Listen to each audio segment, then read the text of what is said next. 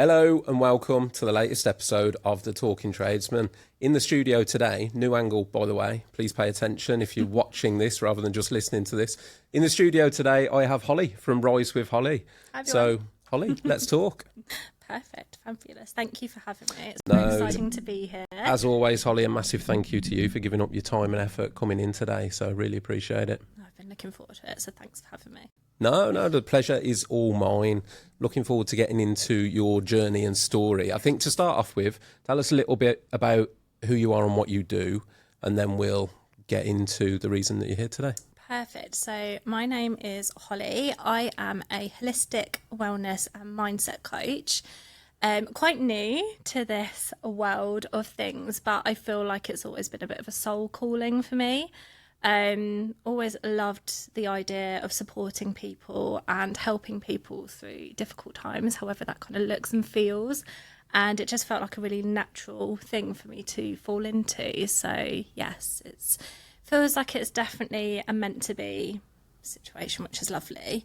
However, I have spent the last nearly, I think, 13 years in the construction industry, as you do, as a brand and marketing and communications manager, which I do love as well, because again, it's about people, about connecting with people, and creatively, I am a very creative, crafty person, so that also feels like it's a big part of who I am as well. But I think this shift, particularly in sort of my life story and what I've experienced, is, been a real calling. So definitely Feels great to help people, doesn't it? Oh, the best feeling. It really does. I think, like I say, it's about knowing that you don't have to have it all together either to be able to do that. We were talking earlier about this whole kind of, thing around coaches or therapists feeling like they have it all together. And actually, we're still human.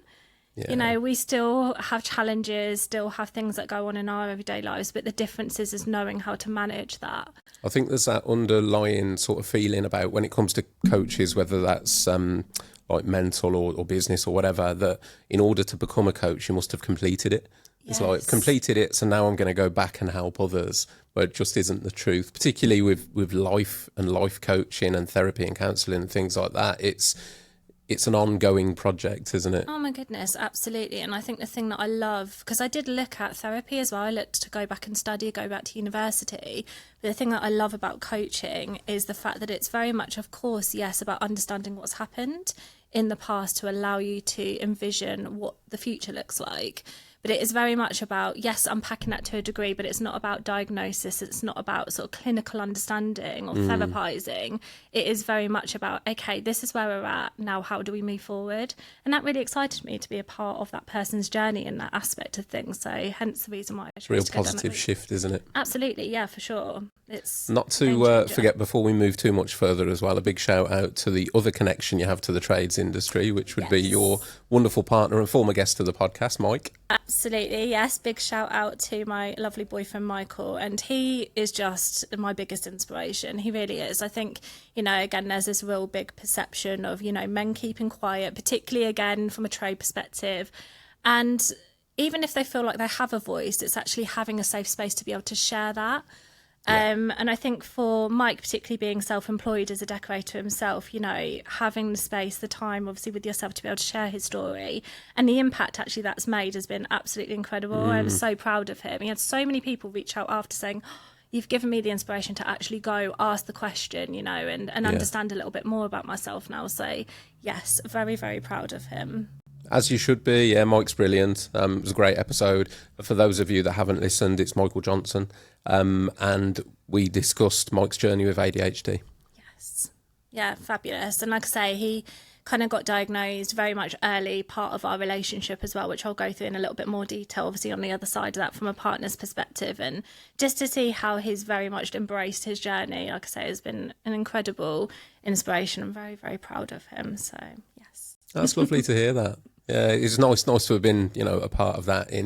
It's happened with quite a few guests now where they've come in. This has almost been like stage one, like step one of what has then progressed, whether it's, taking action and taking whatever reason they've come on the podcast and taking that further, which is great. It's great to see. Absolutely. Yeah, I think just to see how he's transitioned within himself and, you know, to be a part of that and to enable that to happen as well as, you know, as a partner, particularly from obviously previous relationships that he's had that hasn't been so healthy.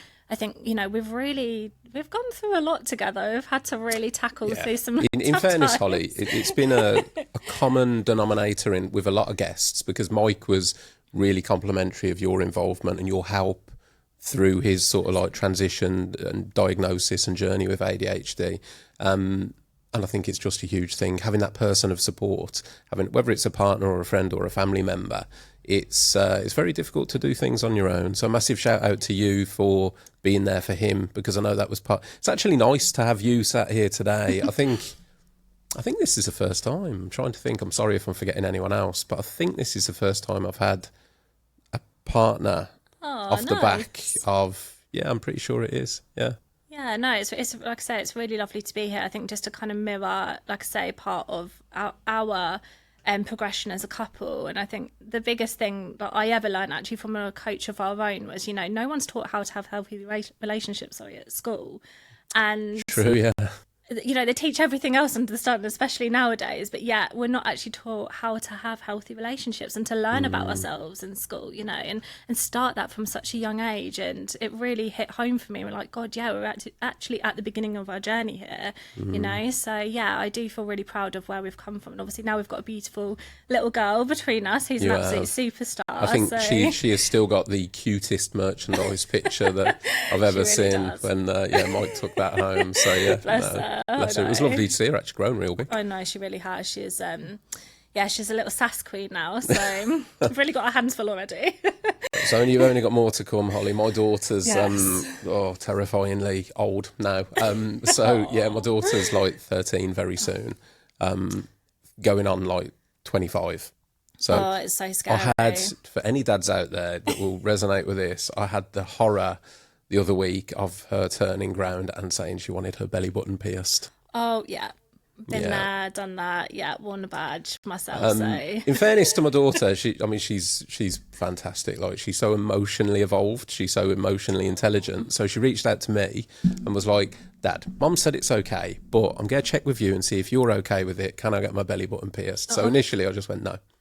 I said, no, you are not old enough. It's absolutely not. And then the response to that was, well, I'm kind of get it done anyway. I was just hoping you would say yes. I'm like, nice to have asked permission, although I'm still going to go. Yeah, basically, that was how it went. And I got my wife Ange in the other corner giving me evil looks like, you are not handling this well. It's so hard though, isn't it? And I remember, you know, again, being that age, like my dad and my mum were like, absolutely not till you're 16 at the very earliest. And that's the one thing I held out for. But yeah, it's a completely different generation now as well. I'm so mindful of this, even with our little girl, you know, and she's not even 2 yet, but I just think, God, who knows what the future holds. In fairness, I don't actually mind. It was more the stark realisation for me that she's growing up. Yes. That was what I didn't want. I appreciate that. So, I feel like that even now. I mean, my daughter's about to go into her next room at nursery, and as soon as I got the notification through from nursery saying that this was going to happen, I just burst into tears. Yeah. I was like, oh my goodness, I'm not ready. She's so ready, but mummy is not.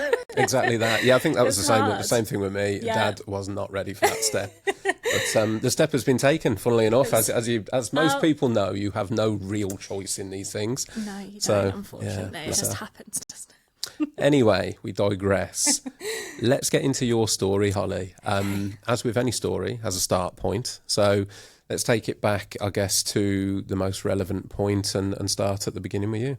Okay, so where to begin? So I think I'll start with, I guess, kind of early childhood, I suppose. I've been really lucky in that, and obviously up until very recently as well, I have the most beautiful relationship with my mum. She is my absolute inspiration. She's my best friend. We actually live together as well, which is incredible. Not many, obviously, people can say they can live with their parents, let alone Mike with his in-laws. So we're really fortunate to have that type of relationship. Oh, you live together now? Yes, oh, yeah. Wow, yeah, okay. we all live under the same roof, which is, again, you know, quite unusual for the society and this culture. Yeah, it is. Yeah.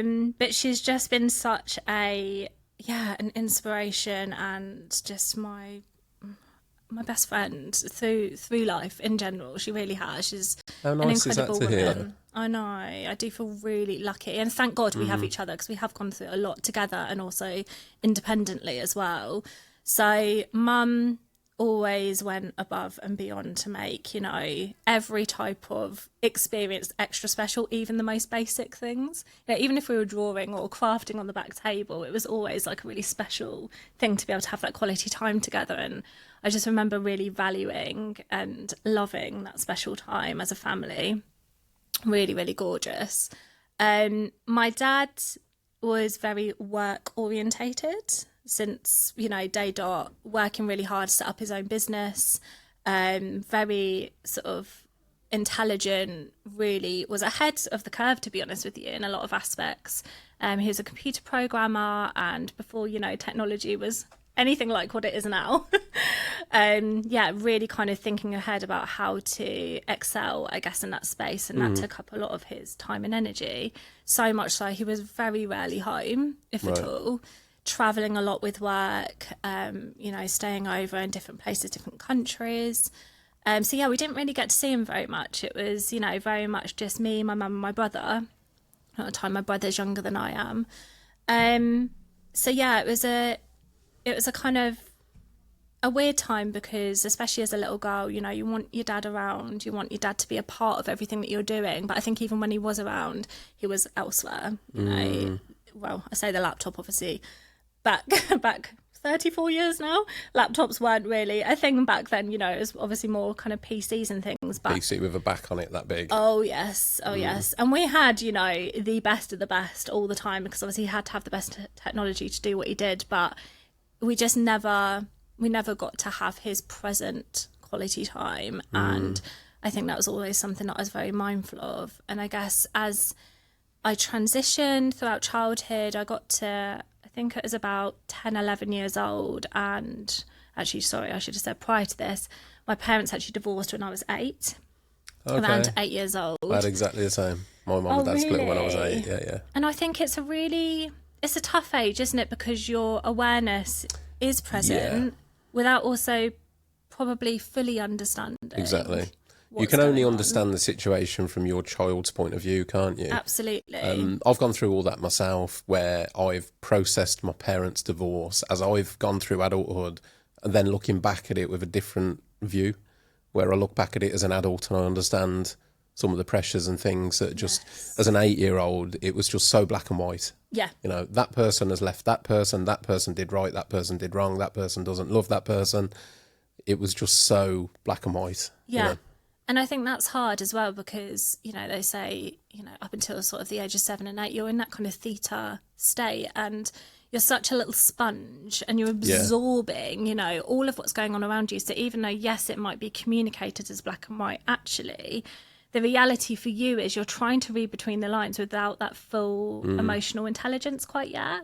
And I think that's quite a difficult space to be in when you're, you know, when you're 8. Ultimately, it was really tough. And I think my mum, bless her, did a fabulous job at really trying. She's always been very transparent, you know, even from a very young age. She's an ex-nurse, and, you know, was always very, like, you know, open about sharing about how we work as human beings, our bodies, minds, souls, all the rest of it. She was quite eccentric, I guess, in her parenting to a degree, which I feel really blessed to have had. You know, it wasn't the norm. Mum was never a kind of plain Jane mum. She was very, I guess, seen as quite bohemian. Let's pause there quickly to thank our headline sponsors, Zinza. And in particular, take a moment to talk about their incredible product, Zinza Bin Aqua. Zinza Bin Aqua is a water-based primer, sealer, stain killer and odour blocker all in one.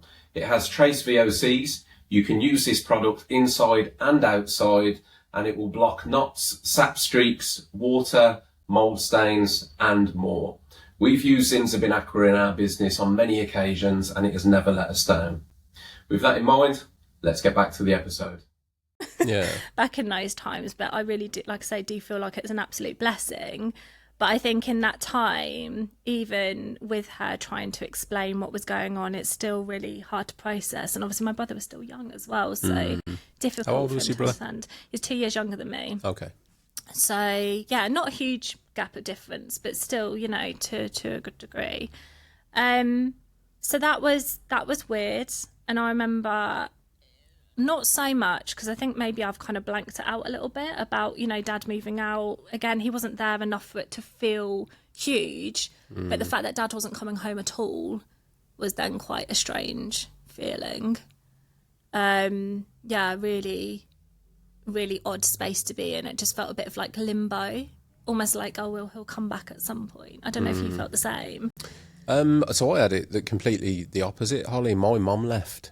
Okay. But the situation with my parents' divorce is my mum had an affair and had gone off with somebody else, and she left and sort of like had to then, I guess looking back now, she had to try and rebuild her life. Sure. But there was a period where there was no contact at all. So yeah, it was a really strange one for me. Yeah, I can really appreciate that. Again, from my mum and dad's situation, I wasn't aware of obviously what was going on, but unfortunately there was that happening, as well as many other things. And it wasn't until, unfortunately, I made the decision when I was around 11 years old to actually go and live with my dad, which was massive for my mum to allow me Really? to do. What made you want to do that? I just really felt like I'd missed out on a whole childhood of not knowing who Dad was. And I was so desperate to be seen by him, to be loved by him, to have his attention, his time, his energy, that, you know, I guess the conversation was had around, well, you know, we were seeing Dad every other weekend, again, which really didn't feel like any time at all, particularly with him being busy with work as usual. I just felt like, oh, maybe if I live with Dad, that will give me the opportunity to really get to know him and have that quality time that I was so desperate for, you know, still being a little girl, really. So off the back of making that decision, at the time, I should say as well, my dad had another relationship with another lady, who I called my stepmom. They never actually got married in the end, but she was, you know, she very much fell into that role, who had a daughter from a previous relationship as well. So I moved in with all of them, and my brother was still coming every other weekend. And I think in that time, unknowingly at the time, there was behaviours and things that were going on, which ultimately, you know, nowadays would be seen as incredibly narcissistic and ultimately psychologically abusive. You know, it was From the perspective of your father or the step-parent? my dad. Okay. Yeah. He was a very controlling, very manipulative, very clever man. And there was things that were going on that ultimately, I guess, he was kind of like doing it really cleverly, really subtly, as they do. This kind of cycle, you know, of behaviour, the kind of the love bombing, you know, the devalue, discard type narcissistic cycle of picking you up, putting you down, you know, dangling carrots and throwing them away or keeping them at a distance. And there was a lot of game playing, gaslighting going on, which again, as a child, when you're that young, is incredibly confusing, and a lot of conflicting messages as well. And I think because I've always seen myself as not particularly academic, I was never, you know, amazing at school. But I had my things that I was good in. You know, I really thrived in English and art and design. You know, I was more creative than I was kind of, you know, wired otherwise, unfortunately. And I think my dad just felt really like disappointed, I guess, by that. Whereas on the other hand, my stepsister, you know, incredibly academic, flew through her exams. I can't actually remember how much older she was than me, to be honest. But she, you know, was a good few years older than me, and she ended up going to Cambridge University, a barrister, you name it. Like, she was flying high, and fair play to her, because my God, she worked really, really hard for it. But I think, yeah, Dad was a bit like, oh, why can't you be like that? You know? There was things that I wanted to do in my life that Dad would immediately kind of say, no, you're not doing that. I really wanted to be a designer at one stage. He was like, no, you're never going to make any money. An artist, you know, that kind of thing. He's like, no, like, that's not going to get you to where you want to be. And there was, you know, the word failure that was used a lot. You know, Really? You've really failed in my eyes. You're a failure. Oh, like, wow. You know, and I think, again, when you've got that kind of narrative being fed to you consistently, it got to a point where I got so caught up in it all that the only thing that I could control at that time was eating. or not eating. And although it's not, I think it's called something else now. At the time, it was diagnosed as EDNOS, which is basically like an undiagnosable eating disorder. So it's not like your typical bulimia, anorexia, or those kind of things that you've heard of before. It's more just, I guess, about control. Okay. I suppose. And I started to do really silly things like, you know, making out, although I had breakfast in the morning, but instead leaving like a bowl with a little bit of crushed, you know, food in there with a little drop of milk to make it look like I'd had something to eat. Or, you know, at school, again, just sort of like saying that I bought lunch and I hadn't. And it felt like a safe space for me, which sounds really bizarre to say that even out loud now, actually.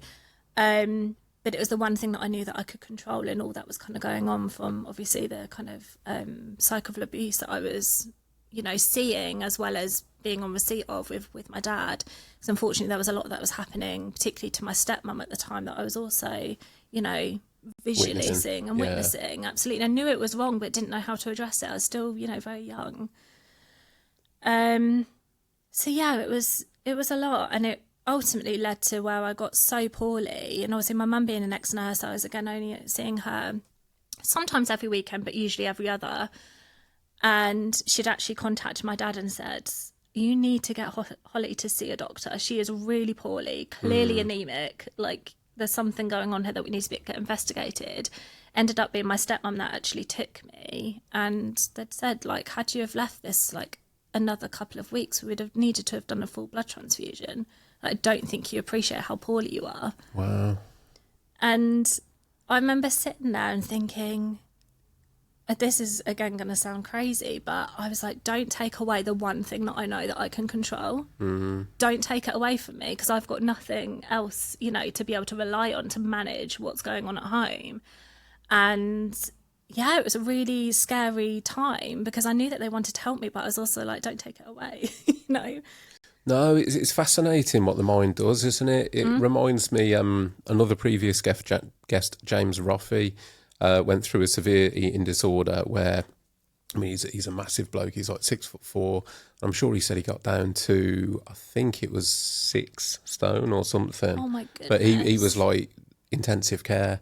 But that all spiralled off the back of, he was a promising professional footballer, and he got released. And that loss of control, he said a very similar thing, the only thing he could then grab control of was his eating. Yeah, it sounds very similar to like the thought process that you've had, where, like, I guess if that's the only thing that you feel that you can get hold of, then that's what you go jump into. That you get to that point of desperation, of just being like, please, that's my coping mechanism. Yeah, you know? exactly, like, don't take that away from me. And I remember then being referred to a dietitian and just thinking, I'm not gonna take in anything, because I need to stick at this. It's like I said, the only thing that I've got. So yeah, a pretty dark time for, you know, an early teen, really. Not really what you want to be experiencing, as well as, you know, puberty and everything else that comes with, you know, that stage of life for you know, for both men and women. But I think, yeah, it was a really difficult time to then figure out who I was in the process as well, because I felt like I'd lost so much of myself. Yeah, absolutely. Sort of sirens going past the studio. Some dramas. Yeah, exactly. Yeah. No, it's like you said, it's that pivotal time, isn't it, where we're all trying to find ourselves in the best of times. So Absolutely. to have that going on. I mean, how was your relationship with your stepmom? If she was receiving the same sort of treatment, was she aware of it, or were you supportive of each other, or how did that work? I think it's a difficult one, because again, anyone who's experienced any type of, you know, abuse, particularly narcissistic, or, you know, if you've been in a relationship with anybody that's a sociopath or psychopath, it's very difficult to know you're in it until you're out of it. Yeah.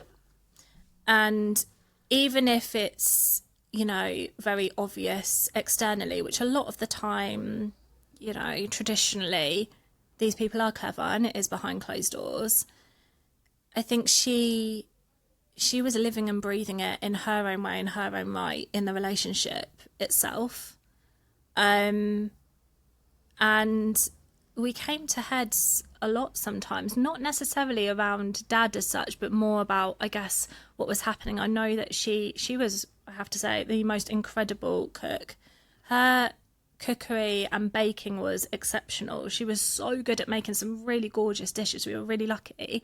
But again, because of my fussiness, I've always had a bit of a weird thing about meat as well. I'm actually vegetarian now, but I wish I'd have just done that from the get-go because I've just never enjoyed eating meat or fish. But obviously it's just the thing that you did back in our generation. You know, there wasn't like the opportunity to explore other options like there is now. And that gave me an added extra layer of complication for me because it just really made me feel quite ill, to be honest with you. I really didn't enjoy both the texture but also the aspect ethically of eating, you know, animals ultimately. And that was tough because, again, I could see how much effort she put in, but I was also like, I can't eat this, firstly because I need to control how much I'm eating, but also because I just feel really uncomfortable with the fact that it's meat. And then there was this kind of forceful situation happening, mainly from my dad, around, you know, you must eat this, you have to stay at the table until you finished it, again, which then just added another layer of complexity in terms of my relationship with food moving forward. So there was a lot of, I guess, I can now look back and empathise hugely, but at the time there was also a lot of, I guess, like resentment and kind of like I wish she could have seen it, I suppose, to a degree, what was going on. And she probably could, but she was also in her, you know, world of what was going on. Absolutely, which I can really respect and appreciate because it was awful for her. I mean, even to the point, you know, where she was having surgeries herself and my dad was paying for it. And now I sit here and I still feel it. We don't get to see each other as often as I'd like, but we still keep in touch. And there's this guilt, you know, a guilt that like I was ever biologically related, you know, to this man that's not just done that to me as his daughter, but he's done it to multiple other women, including my mum, you know, to a degree as well. I just think, how can you move through life and, you know, destroy so many others in the process, even through his work? You know, he's incredibly successful, he's done very well for himself, but what has it taken to get there? And I just think that's really ugly. You know, it says a lot, I think, about a person to be able to tread on others to achieve your own success. So yeah, there's a lot of shame that I've had to work through, I guess, having any relation to what's gone on there, ultimately. Like I said, not just from my own experience, but for what others have experienced through his destruction over the years. That's an interesting perspective on it, Holly. The shame side of it, because like you say, you can't choose who your biological parents are, but I can understand why you'd feel that at the same time. Yeah. Obviously you shouldn't, but I can understand the perspective, and it's clear that, you know, you've done a lot of work on yourself and your past and unpicking everything. Yeah. But I think one of the great things to highlight is there'll be a lot of people that potentially are sat listening to this that will never have done any of that work, never have unpicked, because a great example there was that the eating disorder you developed was a symptom of the problem with your father. Absolutely. So it was never that the eating disorder was a problem in and of its own right. No. And a lot of people, if they, you know, a lot of people listening to this now, if they were to reflect upon perhaps a problem behaviour that they have, the behaviour itself is very rarely the issue.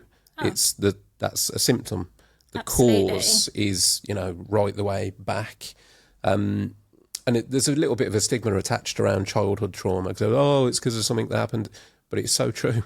Like my own issues, we were talking a bit pre-record about a recent bout of anxiety that I suffered that I haven't had for years. That goes back to abandonment. So that's my own like abandonment issues, like tracing back to my mum leaving have then sat with me. And I know they're there. Yeah. That's the thing. I know what it is. I know how it works. I know why I think that way, but I still can't turn it off. Yeah. Do you know what I mean? There's still that, like, I had this conversation the other week where I was like, I understand it all, but I still don't know where the button is, the off button. Yeah. And do you know what? This is something actually I mentioned in a story this week about going to the dentist.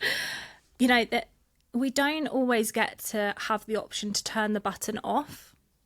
Sometimes it's so deep rooted, but again, like we were saying earlier, it's how you manage when that button does get triggered, and having that level of self-awareness to being like, okay, there's something going on here. Let's just take a moment. Let's just take a moment to breathe, to pause, and actually disassociate. I think that's a real key thing in these kind of situations. This is not, you know, you back when you were dad, this is you now, what's happening in the present moment, what's happening right here. It doesn't happen as often now from, you know, that side of things for me, but there are still certain things where I'm like, oh, that's really hit a nerve here, why? Yeah. And I do really like to question myself in that moment and just kind of, you know, self-soothe a little bit as well, because it's okay. You know, your inner child's coming forward and they're like, oh, I don't like this feeling, you know, why are we here again?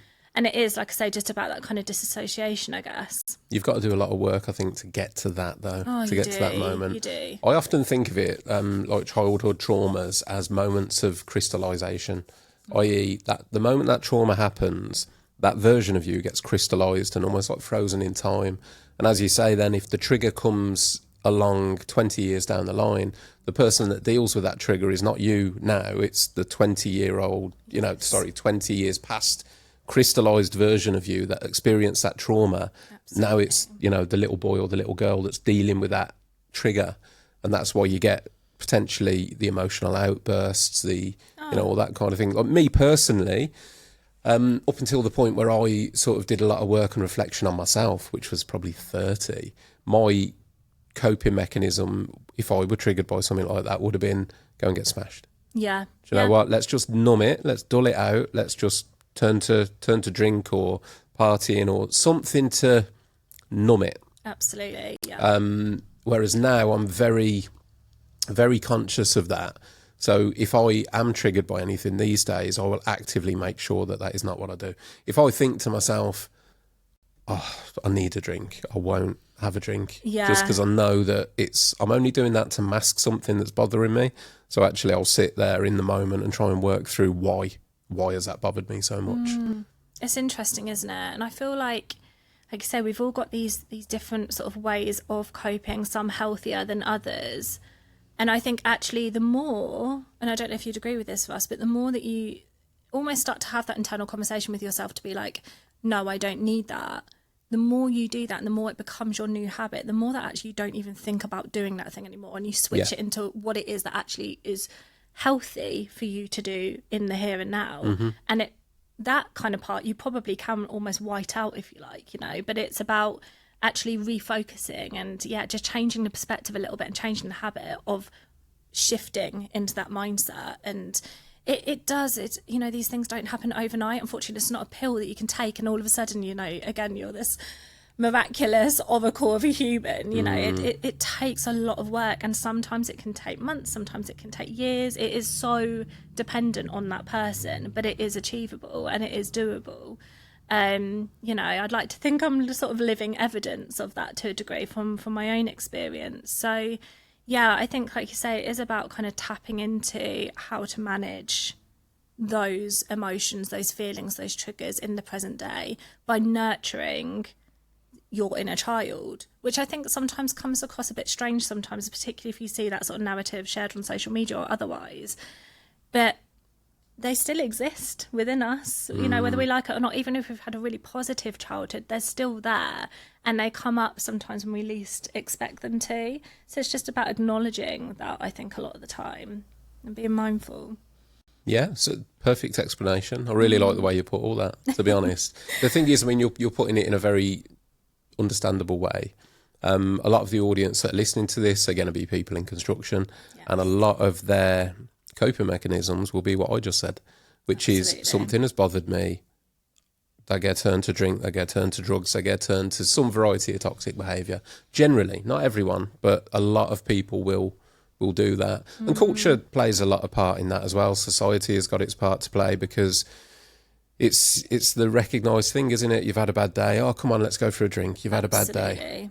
You know, and if there's I don't think there's anyone out there that was, oh, you've had a bad day, let's sit down and talk about it, and let's sit down and talk about why that has bothered you so much, and let's trace it back to your childhood. Yeah. Most blokes are not going to do that, let's be honest. No, it's true. And do you know what, again, you know, I think coming back to my mum in this situation, I have to give massive kudos and credit to her, because after any type of argument or any type of situation where, you know, we had a bad day at school or just having a rough time, she'd be like, right, we're sitting down and we're talking about it as a family. Like, let's, you know, talk about this together. And I think, again, because of her mental health nursing background, that obviously really helped. Yeah. But I think it then really set us up to be able to be open and transparent about how we're feeling and sort of openly share that, you know, as we move forward in life. So yeah, I really have her to thank for a lot of that, really. So going back to that time period, how did you transition through and beyond that? Because at this point you're still living with your dad, you're suffering this, you're in the midst of your eating disorder, you've gone to therapy and you've said to yourself you're not going to pay attention. Where did it go from there? So interestingly, sort of saying like turning to different things. So I feel fortunate in a sense that I had a social group. Now my school was very unusual. At the time it was actually the biggest school in the country. It was almost like multiple schools all in one school. What area were you at? So I, at this point, was living in Milton Keynes. Oh, okay. My dad lived at a place called Willen, and after moving from the smaller school there, I moved up into a school called Stantonbury, and I don't know, again, if anybody has heard of it or if they've been there themselves. It's definitely changed, thank goodness, for the better now. But at the time, you know, it was open. Like, people could walk in public-wise. There was no gates. There was no sort of like... Oh, really? Yeah, sort of fencing off. It was known at the time for a performing arts school and a sports school. I think it might still be now. Could be wrong there. But I think it's still known for those things. And the only reason I went, as we do when we were kids, is because my friend was going. My dad really wanted me to either go to a private school or more academic school. And I was like, no, I'm going to this school. Even though I couldn't play sport, I wasn't particularly into drama or performing arts, but I wanted to go because my friend was going. So that's what happened. And I grew up very quickly there, I think, because it was an environment that was incredibly multicultural, a lot of different types of people from different backgrounds, really diverse, which I loved and I completely thrived in. I learnt a lot in my time there. But I guess the cons of it was that, again, you know, we could mix with people from outside of school. We used to have some of my friends who were older come into school that weren't obviously in a school setting. They were at college, that they could just walk in and help themselves. So we used to meet up on lunch and stuff. We could wear whatever we wanted. There was no school uniform. Really? Yeah. That sounds like it was quite progressive for its time. Yeah, it was based on a sort of a bit of American concept, I guess. And it was great for, again, the kids, I suppose, that could afford to wear different things on the day-to-day, but not so great for the kids that couldn't, ultimately. And also we called our teachers by their first names. So some might say, oh, you know, respect thing. I quite liked it, personally, because I think, you know, you never go into a job nowadays where you call them Mr. Smith or whatever it might be. But again, at the time, it was progressive, and I do think it had some brilliant pros, but maybe not so much in some aspects. And I think for me, although I did love aspects of school, there was also a part of me that became very rebellious because of what was going on at home. So I did end up going out, you know, hanging out in the underpasses of Milton Keynes, you know, wearing very inappropriate clothing for cold weather and, you know, hanging out with the wrong people. And I've never always found Milton Keynes a really weird place. When you're saying it's like an American school, it's like built like America, though, isn't it? With the block system. Used to work around there now and again, and it would just be, the roads and the way it was all. I think it's got to be the only place in the country like it. Definitely. And again, it's got so many good points. I think it's better than it ever has been. But yeah, would I choose to live there now? Probably not. I can't say, I don't know enough about it to make judgment on that. I just purely from like a logistical, like the way it's laid out. It's unusual. It's quite I have strange. to say though, if you made a wrong turn, it's brilliant because you just You go can up the always grid and come just- back yeah, yourself. yeah. It's great for that. But yeah, it was an interesting time for sure. And I have to say, I've never done drugs. It's never interested me. It's not a thing that's ever been on my list to do. I used to hang around people that did, but it wasn't something that I wanted to actively partake in. But I did start drinking from a young age. I think a lot of us probably were guilty of that back in, you know, our generation and, you know, hanging out in parks and drinking straight vodka, which I cannot think of anything worse than doing now. Vodka, you were posh.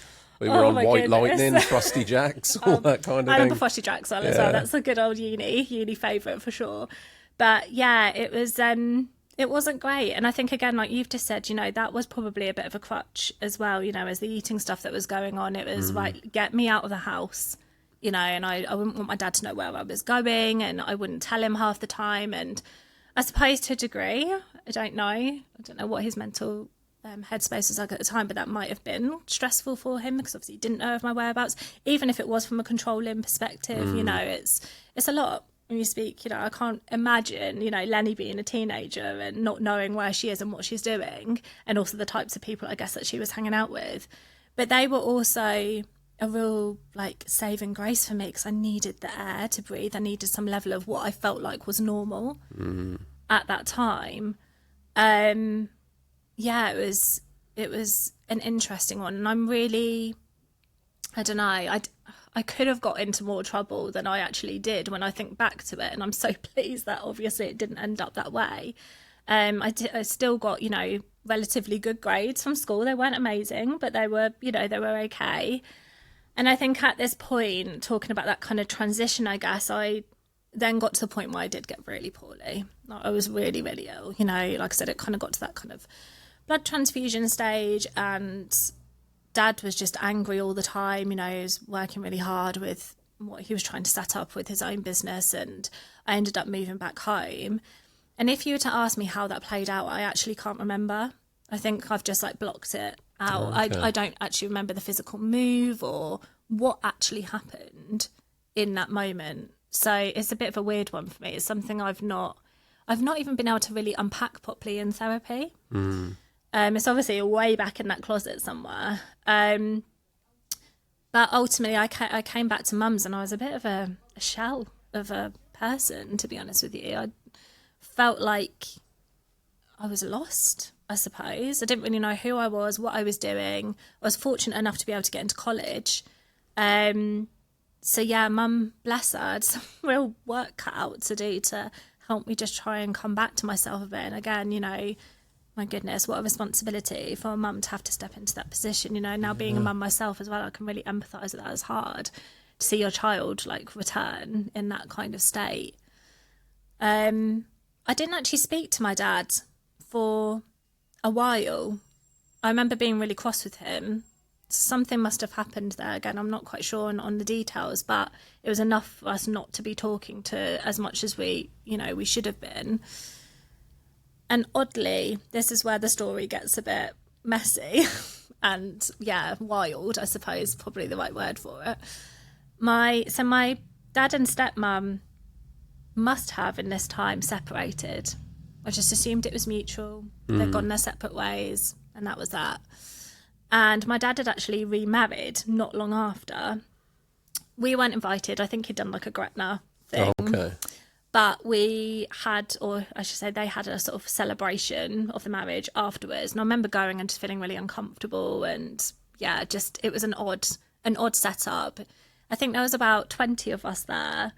And he'd gone around the table with his new wife Julia, and had just kind of, you know, acknowledged everybody aside from me. It was a very strange setup and really super uncomfortable. So I came away not feeling, you know, wonderful from that whole experience. And in between that, again, a little bit of fuzzy area for me really, but I found out that my stepsister had actually moved to the same village that I was living in via Facebook, and reached out and said, I've not heard from you in ages. Like, I don't know what's happened. I don't know why we've lost contact. Dad wouldn't actually let me reach out to Jackie, my stepmom, or Bex. And I found it all very odd. I think it just said that they were going through a lot and they needed their space and all the rest of it. So I respected that. And we decided to meet up. And then this is where things kind of unfolded. Met up in a local cafe and sat down, and she just looked so relieved to see me. She was like almost, yeah, just relieved and relaxed in knowing that I was okay. And it was quite like an intense reaction.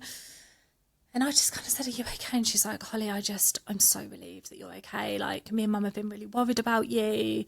You know, how are you? How have things been? I just explained, obviously, the fact that it took a bit of a while to obviously come back to myself. You know, I needed to sort my health out, and I was at college and I was doing what I could to, you know, get to where I wanted to be.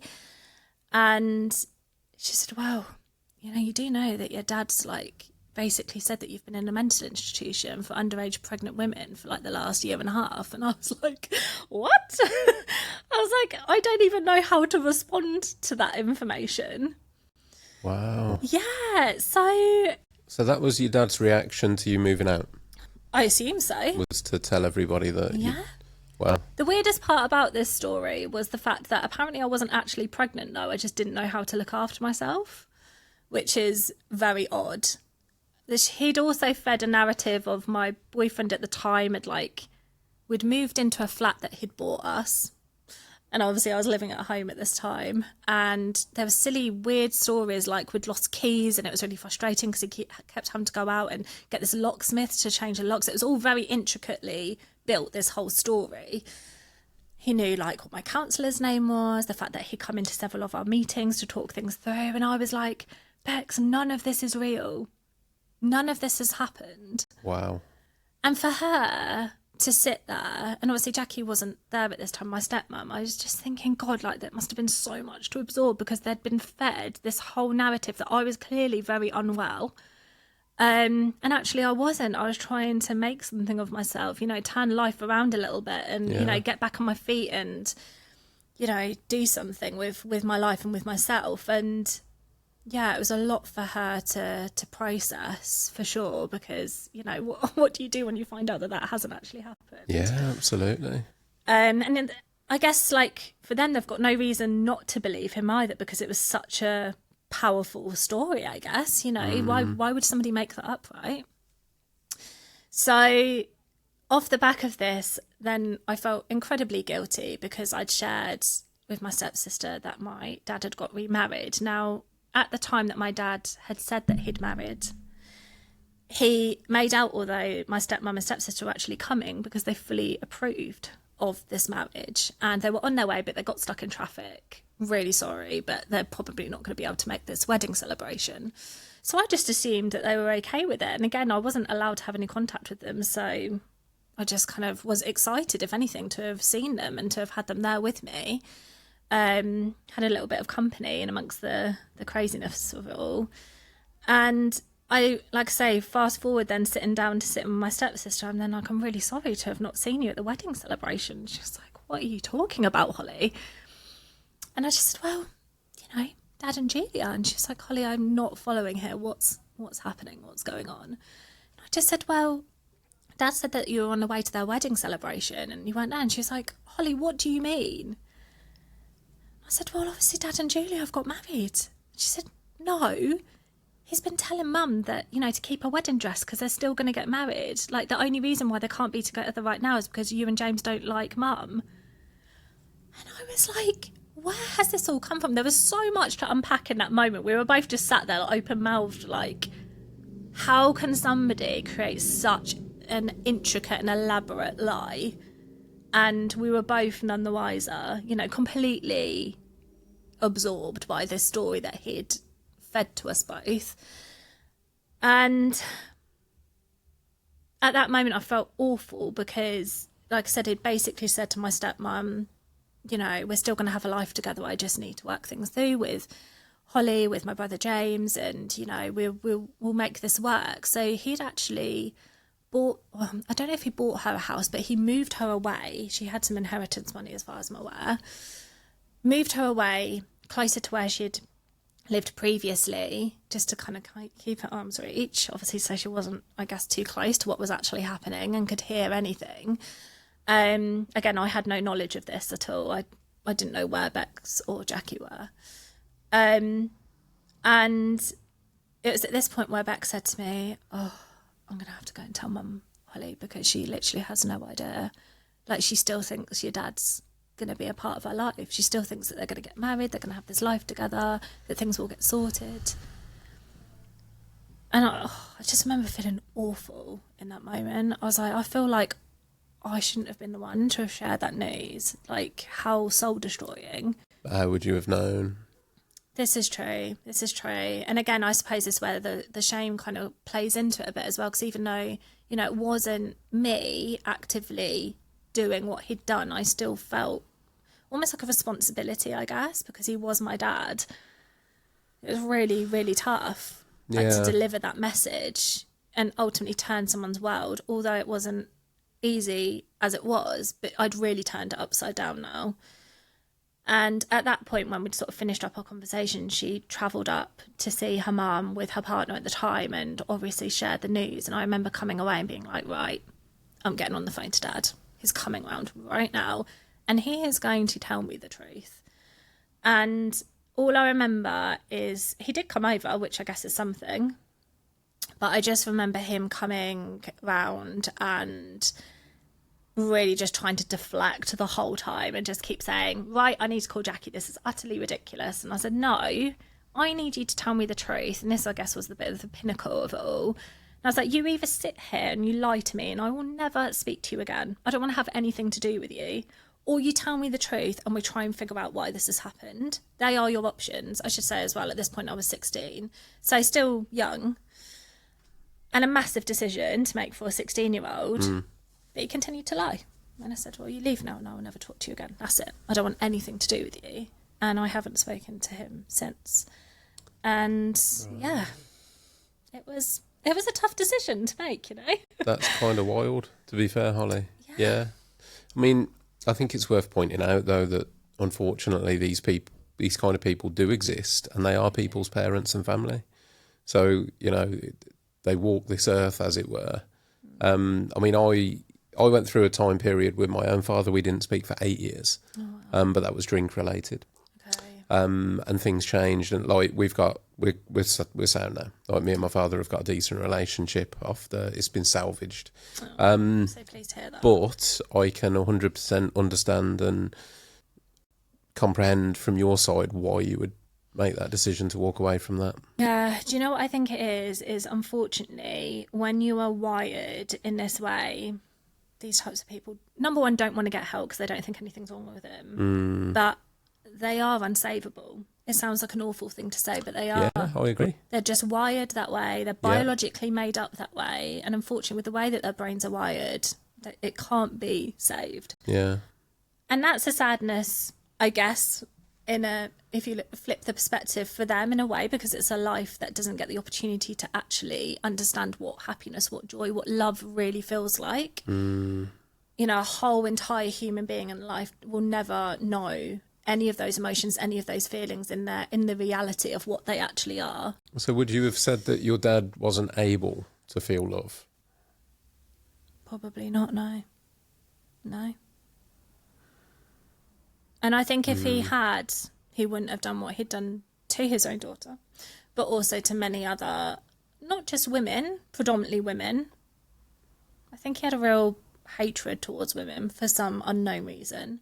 I also wonder as well, because I am so like my mum, as many of us all know that know me, we are like peas in a pod, we really are. That's what we've always called each other.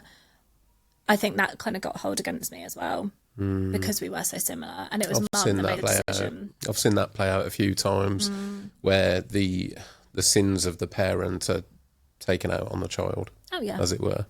And it's awful, you know, to sort of persecute, I guess, your own child for the fact that they might have similarities to their parents. Yeah, it was a really, really tough time, and I, you know. A lot of toing and throwing, you know, there were times where I really wanted to go back to try. I think there was one time where I might have met him for dinner once, and I just remember sitting there thinking, I don't know why I'm doing this. Nothing's going to change. But I think that little girl, again, talking about that inner child, Still was so hope, desperate, yeah. so desperate for hope, living in hope that, come on, Daddy, please just see me. You know, I want to be loved, I want to be seen, I want to be heard. Why can't you just be a good person? Why do you have to be you? But he just wasn't interested. Something just switched. It's like a switch went off and he's just like, all right, I can cut you out now. This is easy. And I think that says a lot. I think, again, if you're wired that way, it says a lot about, you know, you as a person, if you can even call it that, which sounds harsh to say, but I do generally believe that. I think there's something very inhuman about, you know, that whole realm of whether it be, you know. Have you been made aware of, I guess, his life since then? Has he gone on to remarry and more kids and that kind of thing? Surprisingly, As far as I know, he's still with Julia, the lady that he remarried, Okay. which does surprise me. I don't know about whether he's had families elsewhere. Again, it wouldn't surprise me because now, latterly, I'm aware, obviously, through my mum, that he had an affair, if not potentially multiple, when they were together. And that was a big part of the decision for her, obviously, leaving. And also, obviously, for the sake of me and my brother as well. Unfortunately, through the years, my brother and I never really got on as kids. We're very different. Chalk and cheese, literally couldn't have more polar opposite ends. Almost like how did my mum create us both, because we are so different.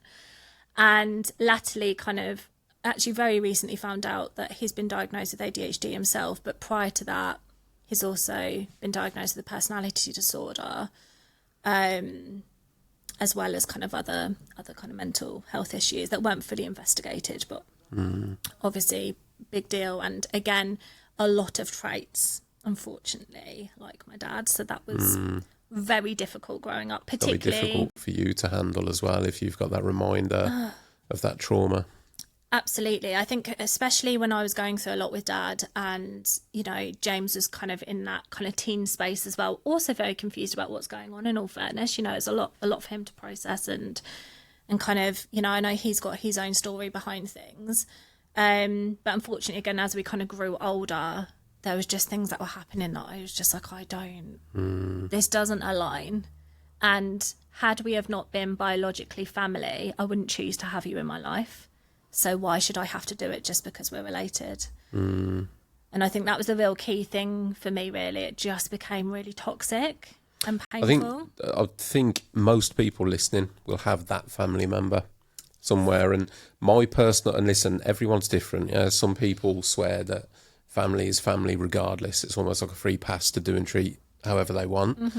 I am really not of that opinion. My personal opinion is that blood is not thicker than water. Blood, you know, family does obviously have value in the right circumstances, but at the same time, it can be incredibly toxic. And if that family is damaging to you, then my personal opinion on it, and I've done it, cut it out.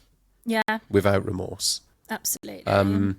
It doesn't, to me, you don't get a free pass just because you're biologically related to somebody. No. Because where does that stop? You know? That's it.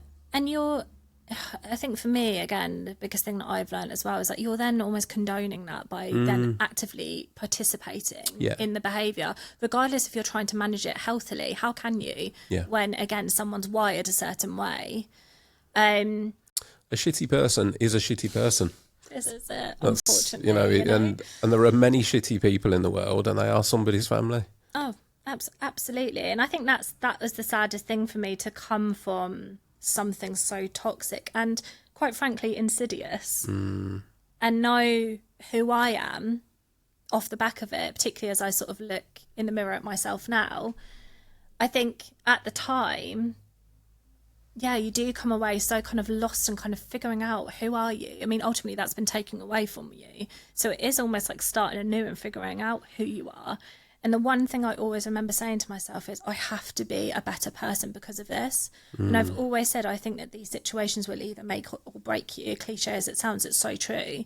You either use it as your driving force to be able to become a better person, or you allow it to break you. And that just wasn't an option for me. And wanted to have a full life. I've seen it firsthand myself. Funnily enough, I mean, alcohol is a great example of that. You get some people that will have alcoholic parents, become alcoholics themselves, and say, well, I'm an alcoholic because my dad's an alcoholic. It's all I've seen and all I've grown up, so that's why I am. And then you have the opposite side of that go, no, I grew up around it, and there's absolutely no way in hell that I'm going to repeat that pattern. Yeah. Controversial opinion, but I know genetics do have a predisposition, but there's a choice. Oh, of course there is. There's a choice. I know personally, so drinking's in my family. My dad has had his issues around drink. His grandfather, from what I can work out, was also an alcoholic. I know within me, I've probably got that trait. Yeah. Like, I could go that way, but I'm so hyper aware of it. That when I've gone through traumatic things in my life, and I drink. It's not that I've got, sure. I'm not teetotal, but I can quite happily go 3 months without drinking. I tend to drink on social occasions, that's it. Don't really drink at home. Don't drink if I feel like I need a drink. But I've gone through periods in my life where I probably have started to lean that way. And then there's like a siren goes off in my head going, Russ, you know, like you've been in the pub 3-4 nights this week because you're going through a hard time. And I've pulled back from it. But had I not, I guess in a way, had I not have had the example that I saw through my childhood, had I not have seen those warning signs, would I have fallen into it? Because I wouldn't have seen the danger. Yeah. It's almost like seeing somebody's fallen off the cliff and I've gone, whoa, there's a cliff edge there. If I hadn't have seen that, would I be the person to go off the cliff? I'll never know the answer to that question. Well, that's the thing, isn't it? And it's funny, you know, talking about drinking things. Yeah, you know, I'd gone through a period of time, you know, that absolutely was part of the crutch for sure, especially in my young years. I think, and I'm sure many will relate to this, particularly again in our generation, like you do overdo it.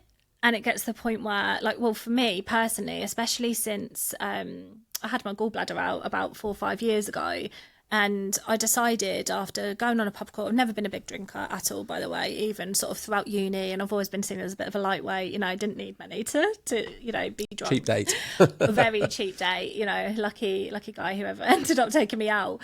But I think it got to the point where actually, particularly after having that surgery and also after the pandemic as well, that it made me feel really rough. And I just decided I'm not enjoying this anymore. I'm just not going to drink anymore.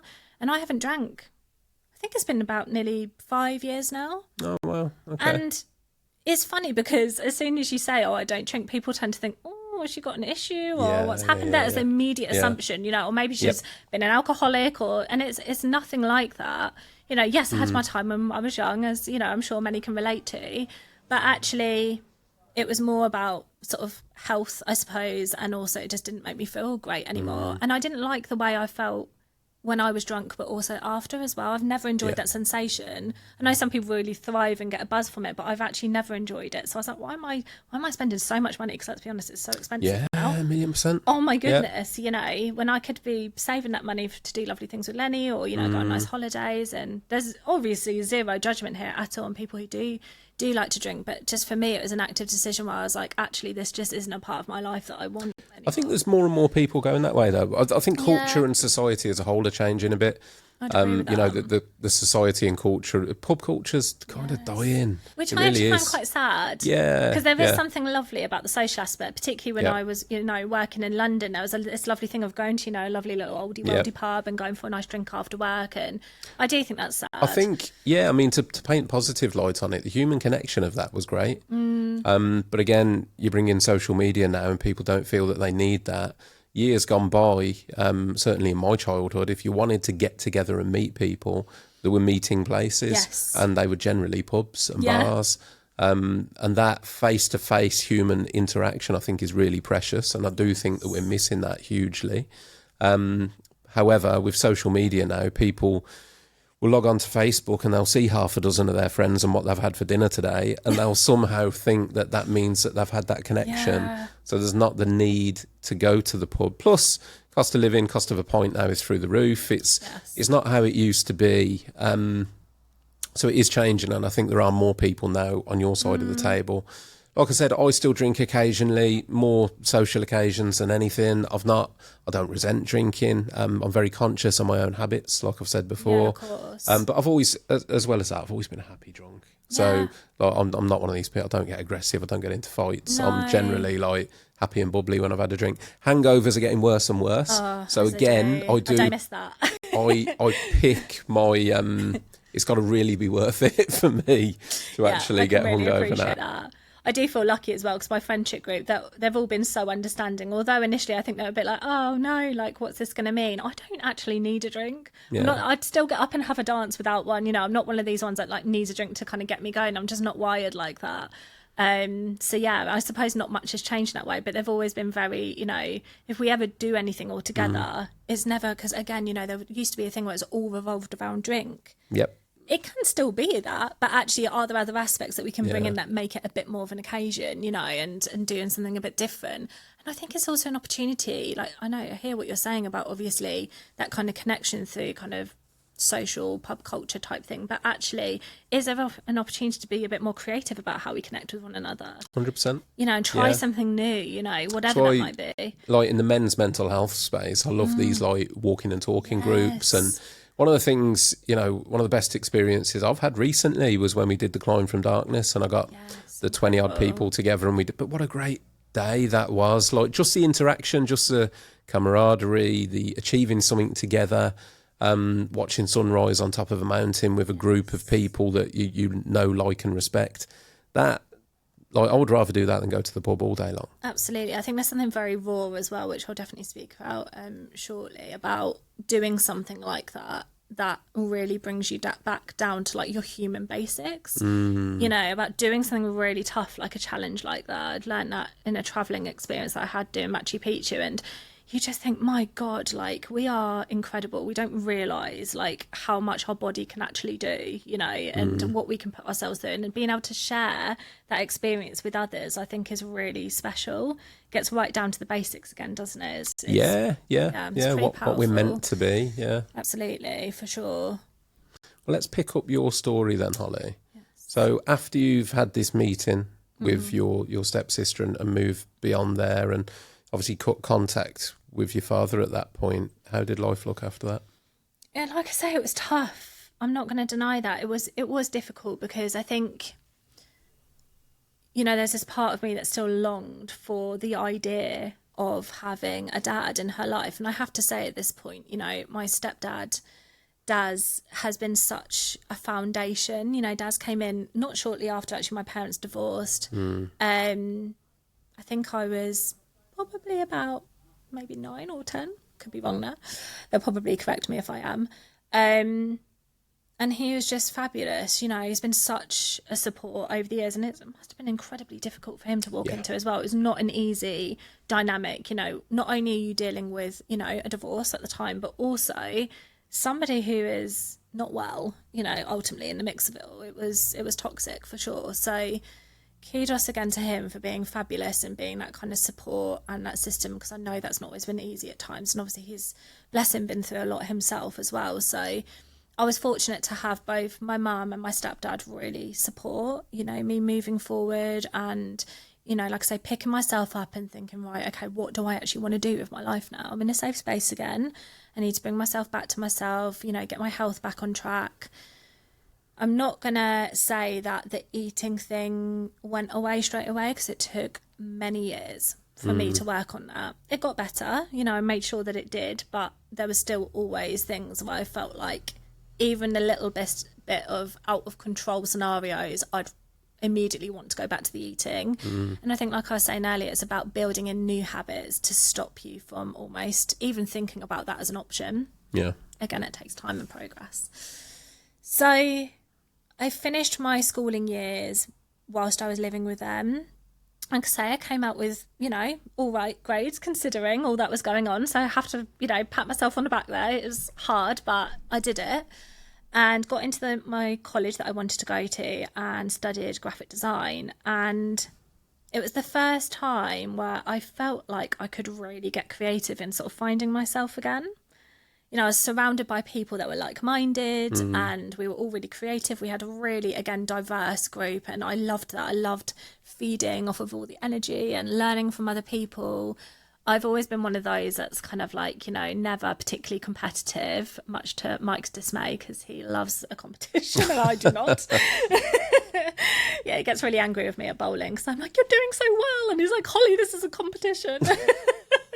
But I've just never been wired like that. So for me to be able to kind of work alongside others, collaborate, you know, it's been such, yeah, it was just such an incredible experience. There's so much talent, and I love to see that. I was like, my God, like, you are, you know, in your infancy almost, and look at you, you know, thrive. It was just such a, yeah, incredible time. And obviously back then, that's when technology was really just starting out. You know, we were still drawing on boards and using tracing paper to do our typography with, and Macs were obviously around, but they weren't half as obviously what they are now. And I still think it's incredible how far technology has come along in such a short how far it's space coming of time. on. Yeah. It's mind-blowing.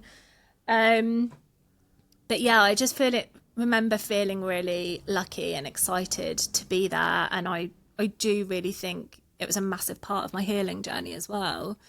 I was quite young, I have to say. I was engaged at that point as well to my boyfriend at the time, who was also living with us. Bless him. And we kind of ended up being together right up until the point that I went to uni, and just as you do, you know, mutually agreed that we've kind of grown apart now, you know, and we're babies when we sort of first got together, really. So kind of went our separate ways. And yeah, by the time I got to uni, it was again like an incredible opportunity to have independence. I'm going to pause there to thank this episode's sponsors, Abode Academy. Abode offer practical-based spray courses in Wiltshire and Manchester. They teach airless spraying, kitchen and furniture spraying, UPVC spraying, special effects including metal and workshop refurbishment courses. I myself have been on their airless course and I really enjoyed it. They teach in small groups, so it's a laid-back environment and very hands-on, loads of time on the sprayers. Their courses are approved by the Construction Industry Training Board, otherwise known as CITB, so you know you're getting good quality training. They offer full aftercare support and have their own range of spray equipment, which is top quality at affordable prices, and the aftercare they give is nothing short of amazing. If you're thinking of getting into spraying, you can check out their website at www.abodeacademy.co.uk, or you can search them up at Abode Academy on Instagram, as they post loads of helpful spraying content with tips and tricks. Thanks to the team at Abode Academy for sponsoring this episode of the podcast. Let's get back to the episode. You know, I was living away from home. I went to Derby University, which was incredible. Out of the, you know, the three that I kind of went to go and see, one of them actually being Birmingham, which I also loved. And that was going to be my first choice until I saw Derby. I just love the people. We were saying earlier about, you know, people's friendliness, you know, that kind of northern culture. I just felt so at home there. Everyone was lovely. And I've been so used to, you know, being from, I have to say, I've moved a lot in my lifetime. I think it's been nearly 18 times now. Mike's like, it's a no for no more moves. But, you know, I've moved a lot, particularly in my childhood. And it was really nice to kind of be in a space where I felt like, to be honest, I probably could have stayed there. I just loved it. I really did. And the university campus that I was on was brand new. It was funded by Richard Branson and it was exceptional. I mean, we had top of the range, everything. There was this really fancy, I don't know what you call it, like a sort of mechanics garage, I guess, in our sort of lower floor. And it was incredible, like really state of the art for its time. And again, you know, where we were above, we had all the top of the range Macs. And yeah, I just again felt really grateful and lucky to be there. And on a weekend, we were a 10-15 minute drive from the Peak District, so it was perfect. Yeah, I've got family in Derby. It's all right up there, yeah. I did. I loved it. I don't know what it's like now, but I really loved it when we were there. It was really, it was a special time. And again, a time of healing, a time for me to connect. And that was a time actually when I then did reach out and got some further therapy. So I got some CBT because I felt like it's the right time for me to do that. I felt like it was time to, you know, I suppose, talk about what I'd experienced. And I have to say I had an incredible therapist. He was lovely, really kind of empathetic, which it sounds awful to say, but I kind of wasn't expecting. So when I got told I got an assigned guy therapist, I was almost a bit apprehensive initially. And maybe that's again a trust thing from you know, a male figure, but he was lovely, and I think really was very much the start of my journey in therapy and coaching and otherwise. So yeah, I have a lot to thank for him in kind of starting things off. It wasn't perfect, probably came out too soon. I should have carried on, but it was a start, albeit. Uni, again, I was never a wild child. I was actually even my first year was quite boring, I have to say. I did go out, but I didn't drink like some people did, you know. It wasn't really something that excited me. I wanted to be out exploring more, meeting people in like other ways rather than just that kind of drinking culture. But I did still enjoy myself, although I think some of my friends at the time thought that, you know, I could probably go a little bit harder, but it wasn't for me. So yeah, it was, like I say, it was a fantastic experience. I got to live with some amazing people, and experience things that I would never have had the opportunity to do had I, you know, gone down a different path. So yeah, I think to regain confidence, have some healing time, and also empower myself to have the confidence in knowing that, you know, I wasn't a failure. Actually, I was really quite good at this and I enjoyed it. I think the one thing that I was always very apprehensive with, and I know a lot of others in the creative industry will really relate to this, is at the time, I remember actually coming to the end of our course, which I didn't think was ideal timing, but they'd said to us, you know, you really need to be able to have like a niche style. You need to have your own kind of identity. And I've never been one of these kind of designers or illustrators that's had like a thing where you could look at it and be like, that's Holly's work. I've always been very versatile, been able to sort of pick up lots of different types of things. And at that point in time, when we were at uni, that was almost a bad thing. Like, it was like, oh no, you need a style, because how are you going to survive in this really competitive industry? And I remember thinking, oh my goodness, like, what am I going to do? Because I don't have a style. And I did come away working tirelessly and really hard during my final major from uni, getting a good grade. I got a 2-1, so I was proud of myself again for that. I came away just feeling really flat and deflated and thinking, I don't want to work in an industry where, number one, we've been told is dog eat dog. It's really competitive. You're going to struggle probably to get work. And the only way you're going to get paid good money is if you go to London. I was thinking, this doesn't sound like what I've signed up to. I don't know if this is what I want to do anymore. And I did have to take some time out. And I actually, so during the course that I was at uni, I actually took on a couple of part-time jobs. But I took on a part-time role at the Body Shop as a makeup manager and loved it. I loved interacting with the people. Again, they were so friendly up there. I just had a lovely, lovely time. The team were gorgeous.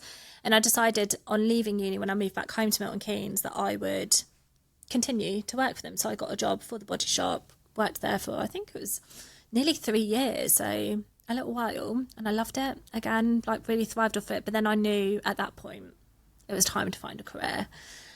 And this is the stage where construction kind of came into the picture, I guess, in a way.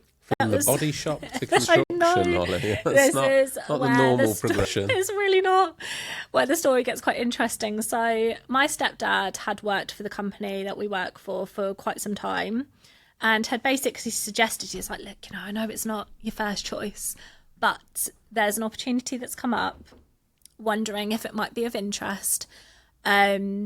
Like it's basically this technical assistant role for a water company. And I was like, sounds a bit like, what am I going to be able to do in that role? You know, like, where am I going to be able to progress? What does it look like? I said, trust me, just sit down with my manager at the time, go for an interview, like, let's see how you get on. So I was like, all right.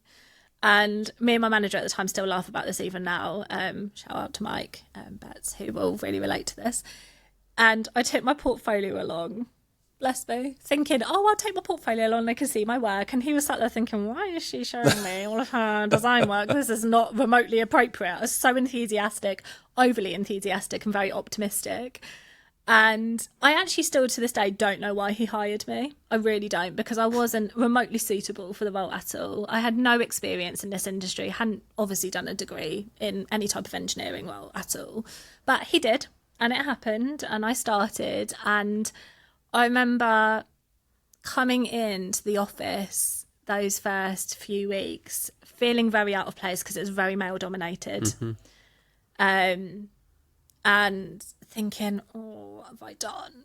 And in all fairness, my team that I was sat with were lovely, really took me under their wing, you know, very approachable, really wanted to support my learning and my understanding, as was my manager and also our head of the team at that time.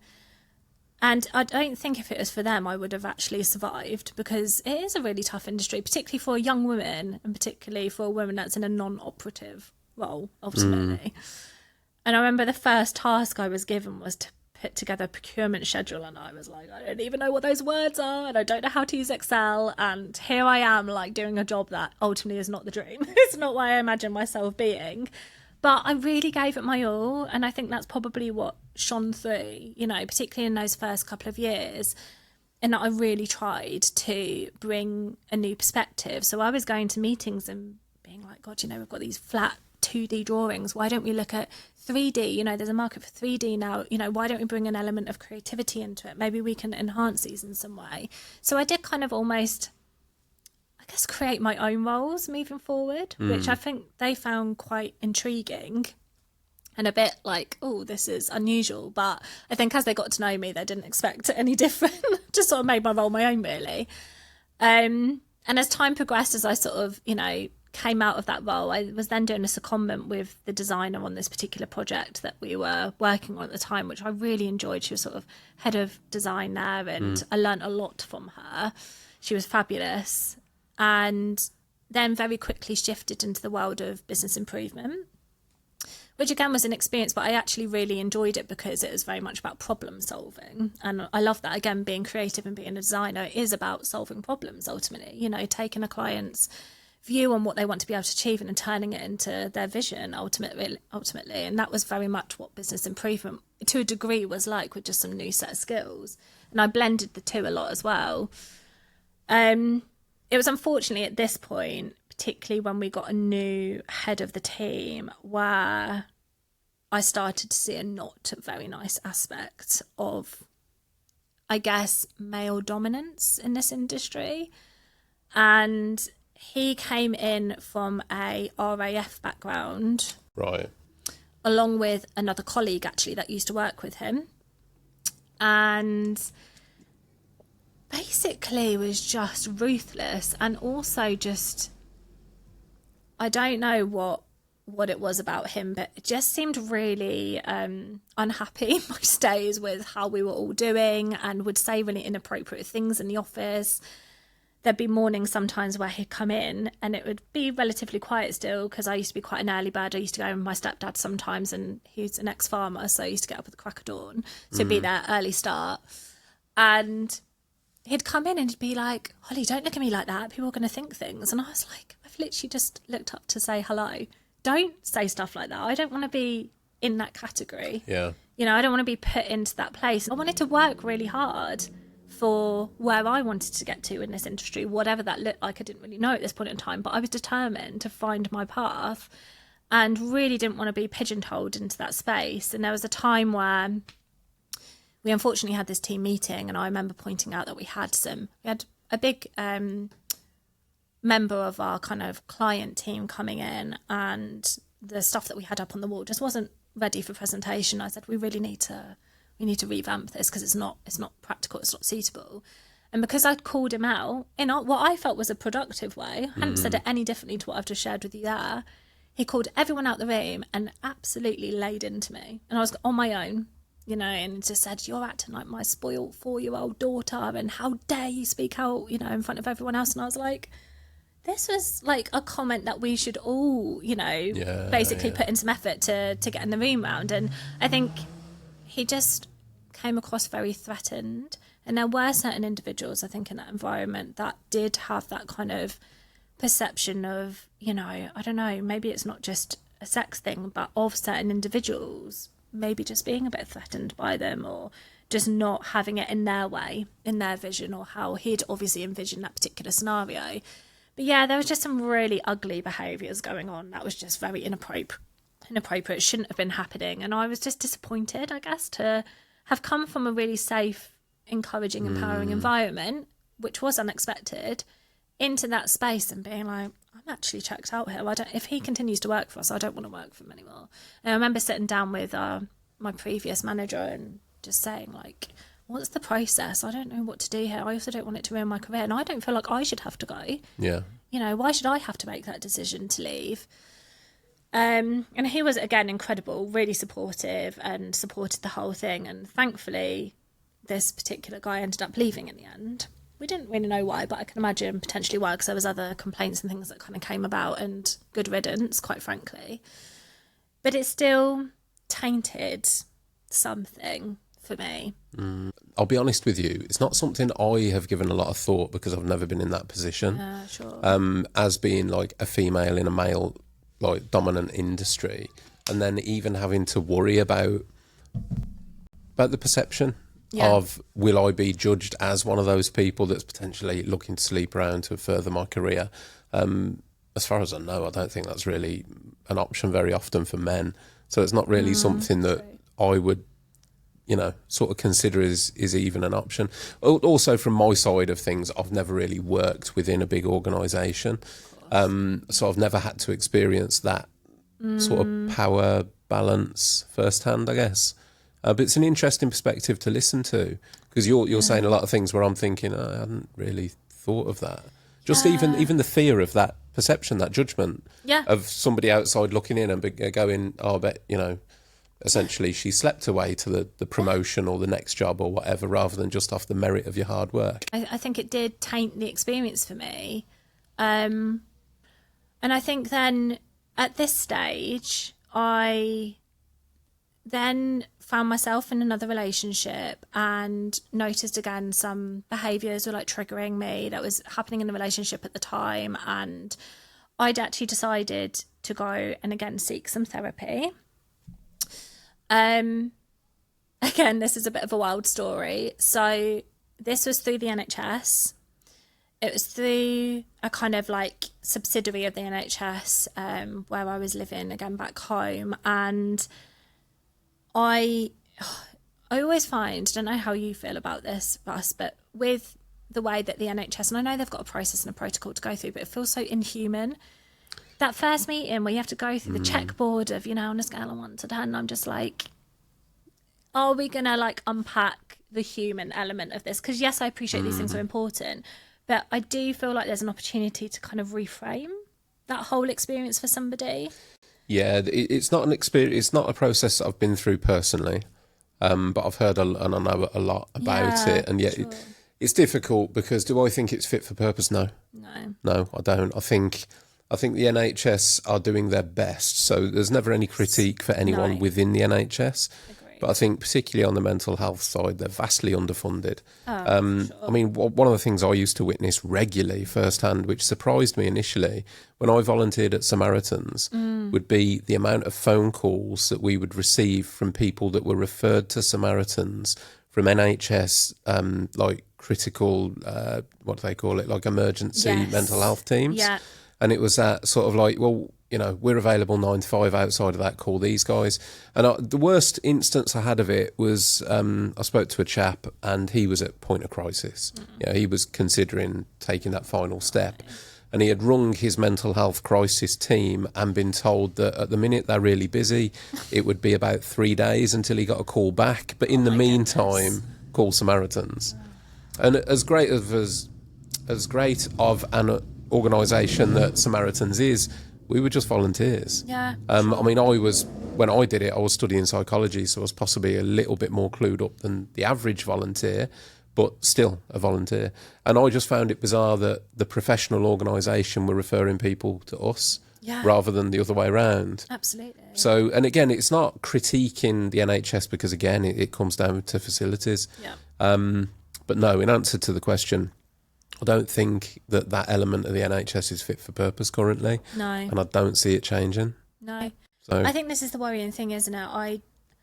The environment that setup was in was very institutionalised. It was actually quite scary. It was almost like, a lockup. I mean, I walked in, the reception was not remotely friendly. Yeah. There was a situation where they had these kind of doors with panels on the doors with lights outside. And once you were in the rooms, you were locked in. Yeah. It was very, very odd. I've never obviously experienced therapy in that kind of format before. But I remember thinking, give it a chance. I've got to do this. It's the right thing to do. Eating disorder triggers were happening again. It was really important I address them. And I've always, taken great pride in kind of having that level of self-awareness too. If something's coming up, go seek and get some support. So I stuck it out, went into the room, met this male mental health nurse and sat down with him, did the whole clipboard exercise. And the first thing he said to me after we did it is that, you don't look like the sort of person that needs to be here. And I was like, what sort of a statement is that to make for a start? Yeah. I was like, all right. He's like, yeah, you look fine. And I was like, but I'm not just here because I fancy it. I've actually taken a day off work because I need to be here. And it got progressively worse. So we ended up talking about, the reason why I was there. And I was explaining, obviously, there's certain triggers that are coming up and I'm very aware of them, predominantly triggered from the relationship that I was in at the time. But obviously there's issues here and I really want to start working through them. I want to understand how to manage it better and start shifting out of the space of wanting to control food. And dieting and all that kind of stuff, get out of that space and start, working on myself. And it was really odd because we'd very quickly gone from, okay, right, I understand that situation, asking the kind of standard questions.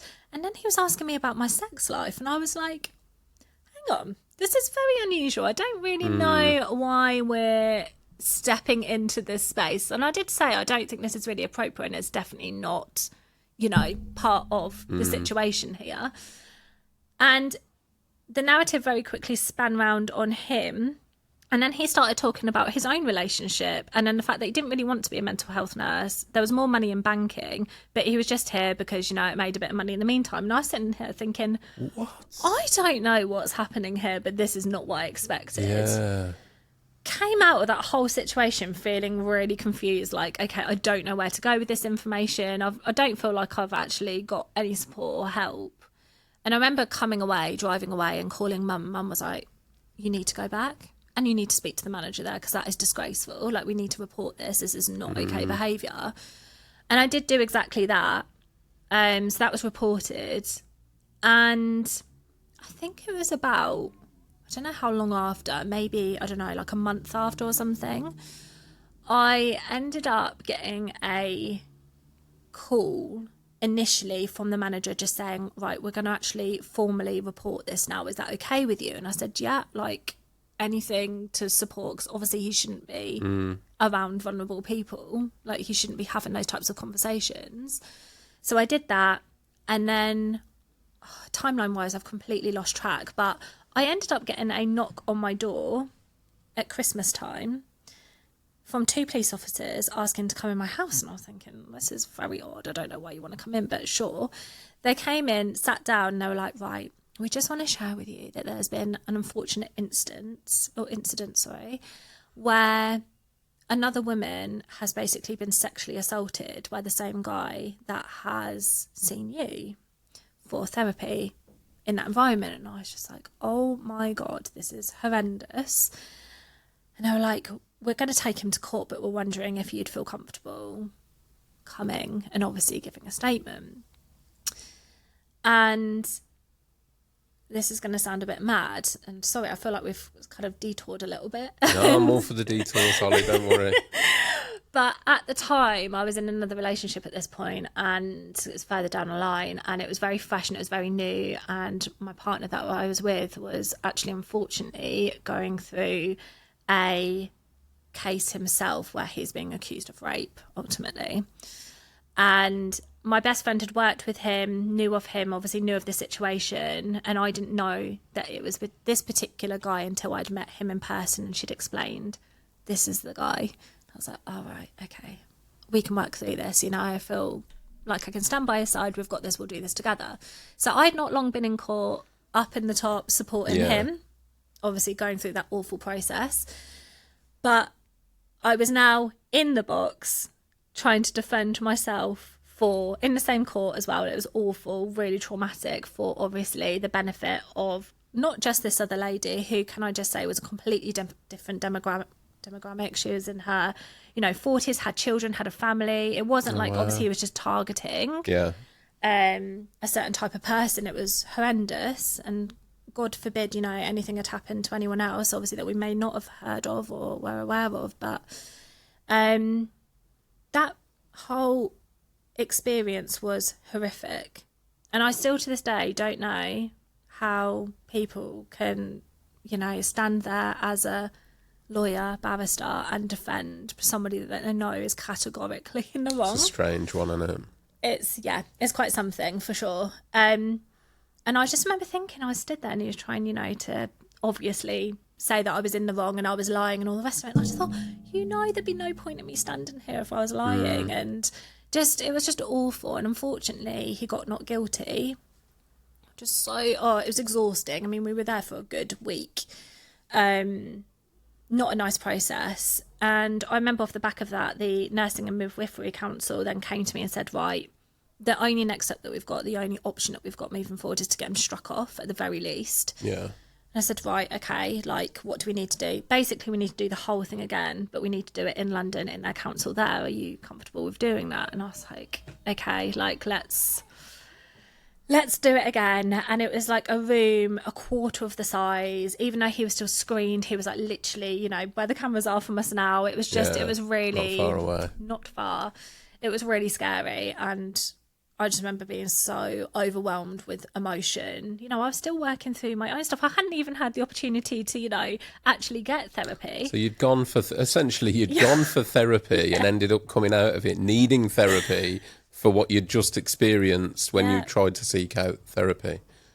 Wild. That's kind of, I mean, it's wrong on so many levels, isn't it? So many levels. Because the thing is, with therapy, I mean, particularly in men, to be honest, but to reach out is actually a really big step. To recognise as an issue and put your hand up and say, I need help. So to then get any kind of rejection, mistreatment at that point can really do some damage. Oh, absolutely. No, for sure.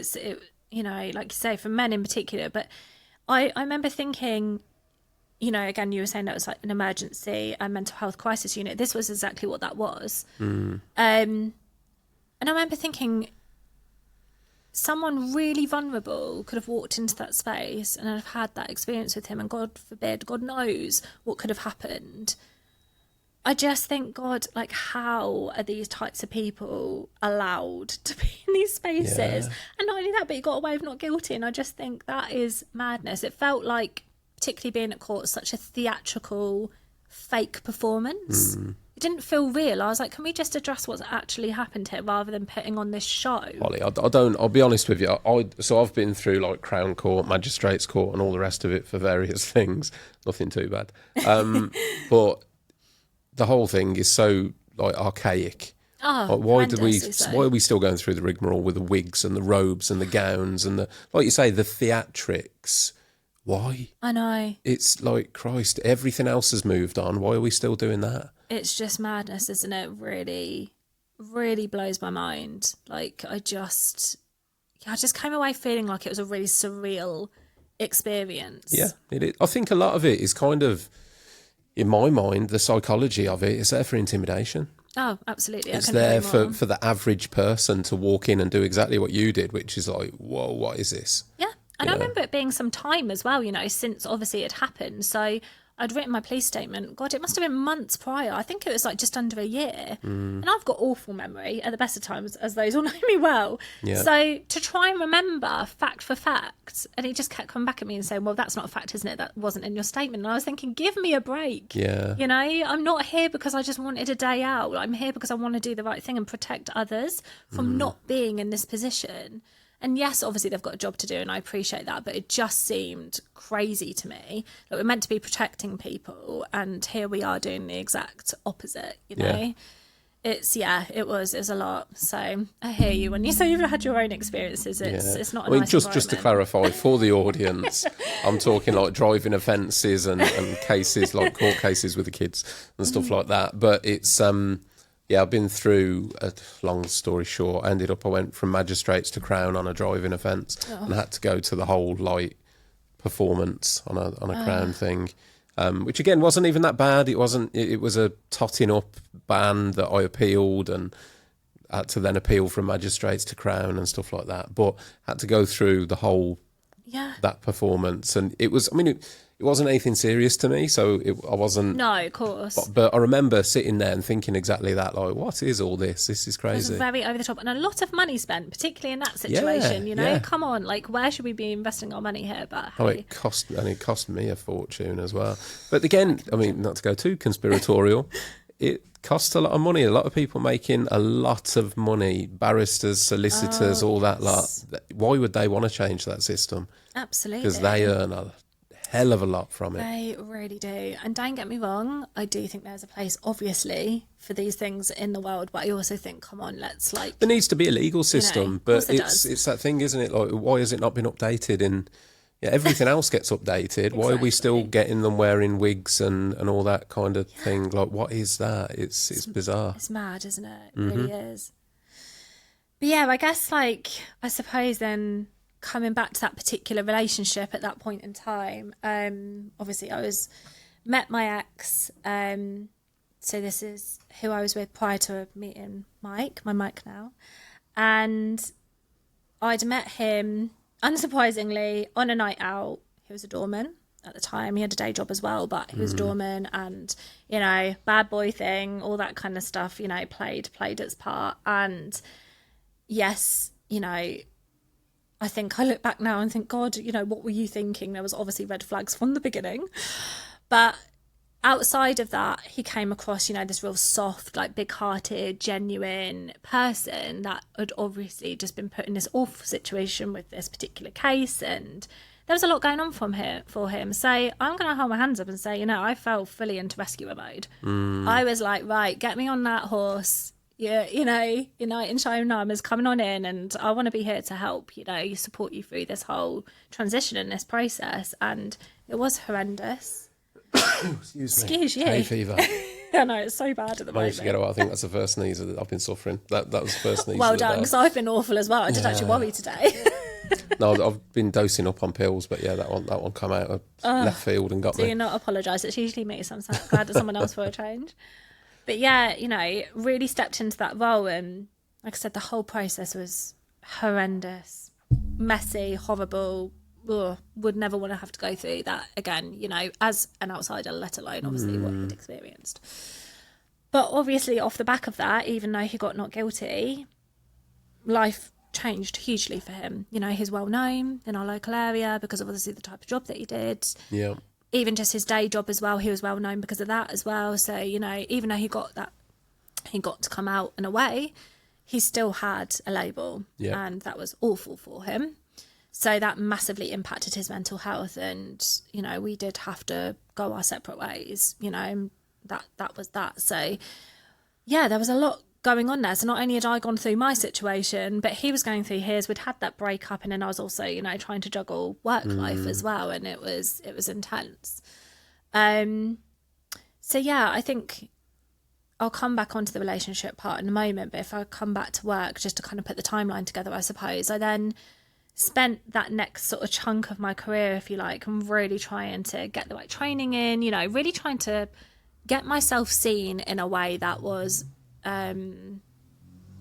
recognised for the right reasons, if I want to be like PC about it, you know, based on what we've just obviously spoken about, and worked really hard to get there. And from that, I got an opportunity to not only be a part of our junior leadership team, which I loved, and it was such a fantastic opportunity because a lot of the younger people that worked for our company were in, again, operative or traditional construction roles, and I was a bit of an outcast in that situation. You know, there was people I suppose that might have thought, what benefit is she going to bring to the group, you know, being in this kind of creative position. I always remember doing a bit of like a personality profile activity with everybody, and they're all in a kind of like analytical, business-minded spaces, or, you know, operative spaces.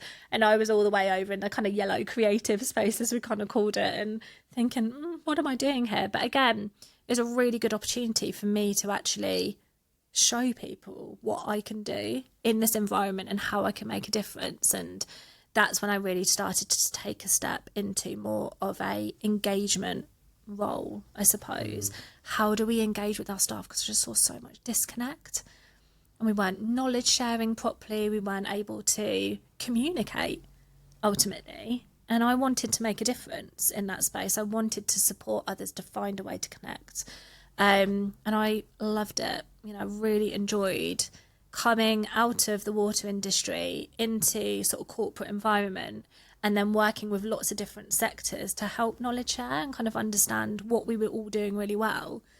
The one thing that I'm picking up from you that is like a repeat narrative with you is you don't seem to be, you're not scared to put yourself in a position of discomfort in order to grow. Yeah. So it seems that you're almost attracted to those positions to go, well, I'm not comfortable over here, so I'm going to go over there. Yeah. And then it all seems to be off the back of that and I learned so much. Yes. And there's a massive lesson to be taken from that, because growth is not comfortable. It's not. It is not at all. And although sometimes, you know, I did really struggle in certain spaces and certain environments, particularly when I'm literally just surrounded by ultimately white middle-aged men, you know, in certain environments, there's only so much you feel like you can have a voice in those spaces. And like I said, I do feel very lucky because the majority of those that I have connected with in this industry have been so supportive and really, you know, encouraged and pushed, sometimes even against my will. Sometimes be like, no, I don't think it's the right thing. No, it was the right thing for me to do. And I always remember there was a turning point actually where I said to my manager one day, I said, right, I'm going to go to the local college and I'm going to see if I can do like an apprenticeship or something in something engineering related, because maybe that's what I need to do. You know, this is sort of early doors. And he's like, I don't feel like you need to, but if that's what you want to do, then I'm obviously going to support you doing that. Go have a look, go see. There was an open day that was going on. I thought, we'll give it a shot, you know, give it a whirl. So I remember walking down the corridor, and really awkwardly for him more so than for myself, there was a guy that came out and he looked at me and he said, are you coming down the right place? And I said, yeah, I am. He said, well, you do know Beauty's back down the way. And I was like, how rude. I was like, I'm actually coming to see the engineering department because I want to learn more about like business information modelling and sort of that side of things. And he was like, oh, right, okay, well, that's my room then. And I was like, oh, okay, you know. Great start. Yeah, exactly. I was like, how uncomfortable. But again, you know, it is about that whole kind of perception thing. I think because of the way that I am, don't get me wrong, I was far girlier than I am now. And I kind of get it to a degree, but don't judge a book by its cover. You know, just because I am a young woman that makes, you know, a bit of effort with her hair and makeup, for example, and the way that I might have dressed at the time, don't just assume, you know, that I'm just here to look pretty or, you know, because I've come from a beauty environment, that's actually where I want my career to go, because that was never the thing. So yeah, it was a lot of proving, like you say, a lot of putting myself in uncomfortable positions to be able to allow myself to actually grow and learn, not just about where I want to be within this industry, if at all, but also about myself in the process too. It was a confidence thing. It was about allowing myself to, just reconnect with whoever I was, you know, because I didn't really know. Like I said earlier, you know, I was still figuring that out. I've been suppressed for such a long period of time. Actually, who was I now, and where did I want to be, and where did I want to go? And I think from that, I have been incredibly fortunate in that, although it's taken me a long time to be in a job title which actually represents what I actually do, I'm finally here doing, you know, my role now as a brand manager, and I'm really proud of how I've got to be where I am now. You know, I got headhunted for my last roles to be in this position now, and what a journey. Yeah, it's been a journey. What a journey. It's been, it really has. It's great to see that you can go through everything that you've been through. You can start where you started, and you know, it's that path, isn't it? It's the ups and downs. It's not a straight trajectory up. No. It's the wobbles and the bits and pieces, and you know, it's the up, down, up, down, up, down with an overall growth pattern. But there are definitely downs to conquer along the way. Yeah, for sure.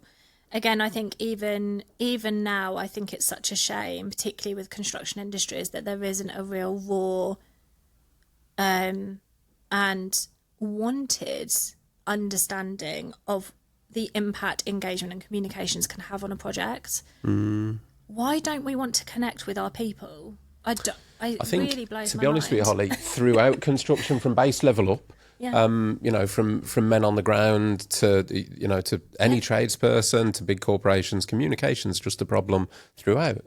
Like from point one all the way through any kind of level of size and project, communication is huge, and it's massive. A huge problem because there's a lot of people that just aren't very good at it, whether it's managers and I mean, Christ, some of the comments I've had on, say, social media posts from people that will then proudly say, I'm a site manager, and then come out with some of the comments they come, and I'm like, oh my God, like, you are the problem.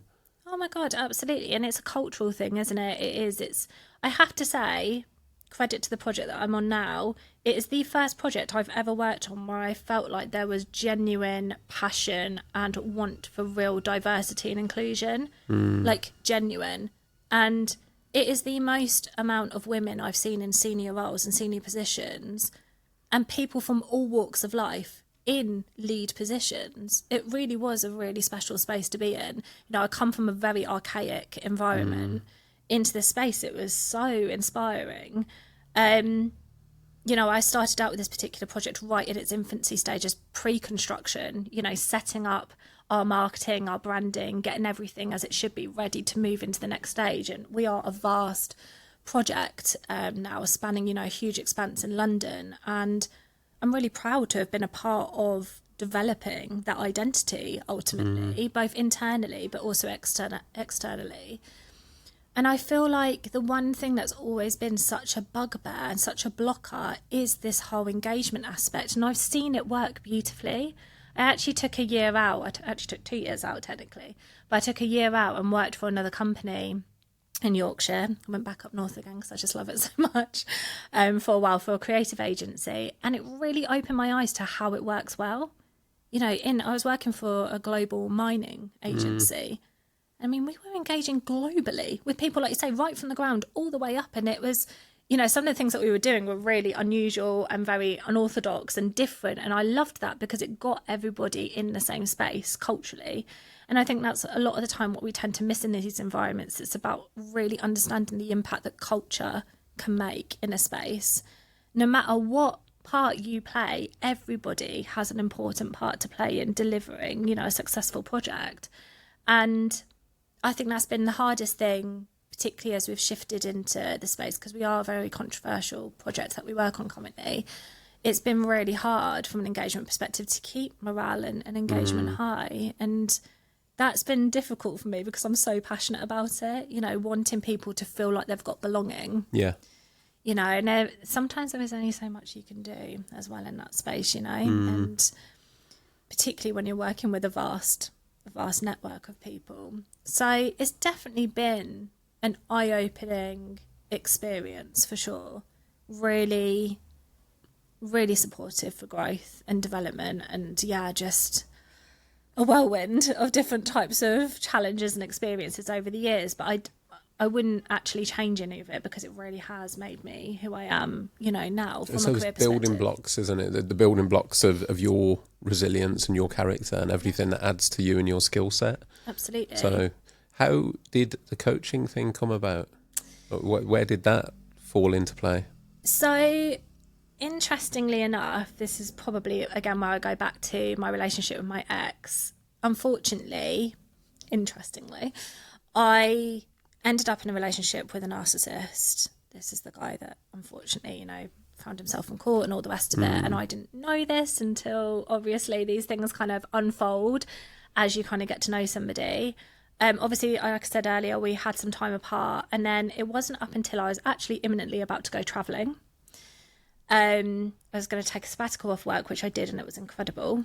I learned some, again, amazing things about myself by doing that, because my friend and I ended up completing some incredible activities for charity. We did the Great Wall of China. We did this volcano trek in Bali. I did one of the highest skydives you can do in the world. It was like above cloud line, so we had to wear oxygen masks. Wow. And that was the best one of all of them. But then the last one, as I was saying earlier, was Machu Picchu. So I could really relate to what you were saying about the whole kind of connection piece, because that was, unless you've experienced altitude sickness, my goodness, I was not prepared for that. It was probably the fittest I've ever been in my entire life, and I was not prepared for how that was going to knock me back. It was really hard. So a lot of growth was kind of done in that time. But as I say, without going into too much detail about that, I met my ex again randomly. And it was so ironic because he never used to really go out locally, like I say, because he had this kind of reputation now. I was having a kind of leaving meal with my family, and I'd seen him in this restaurant, and just remember feeling really sort of panicked and anxious and feeling like, and I'm like, I never really get anxiety. It wasn't something that kind of formed a part of my life, but I felt like I was going to be sick. It was an awful feeling. And then I don't know how that then turned into then us like talking and having a conversation and kind of almost slipping back into some kind of relationship, I suppose, prior to me leaving. It didn't impact or affect my travels. There was nothing about it. Thank God, that tainted that experience for me, because it really was very much my experience, but also my experience with my best friend as well. And I'm so grateful for that. But then on coming back, it was a quick succession, and I know probably many of you will relate to this that have been in previous situations where I'd gone from literally being at the airport with him to, you know, over the coming months buying a house together and moving in, and everything was happening very quickly. And although I probably knew in my gut that it was the wrong thing to do, I felt so sort of infatuated and reassured that he was this changed man narrative that I was like, we're going to be fine. We've got this, you know, this is the time to start afresh for both of us.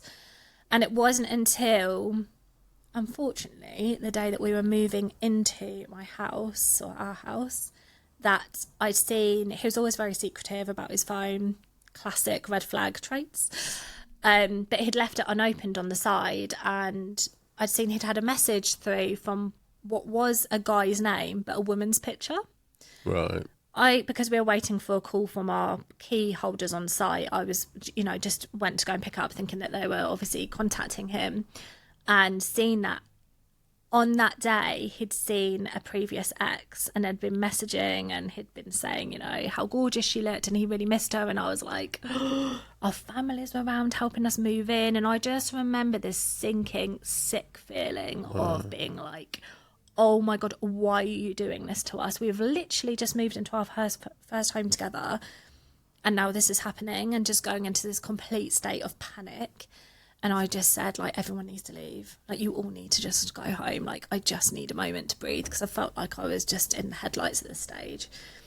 And we had this massive argument. Of course, you know, it was then turned around on me, and I was the crazy one, and there was nothing going on, and it was banter and, you know, classic gaslighting narrative.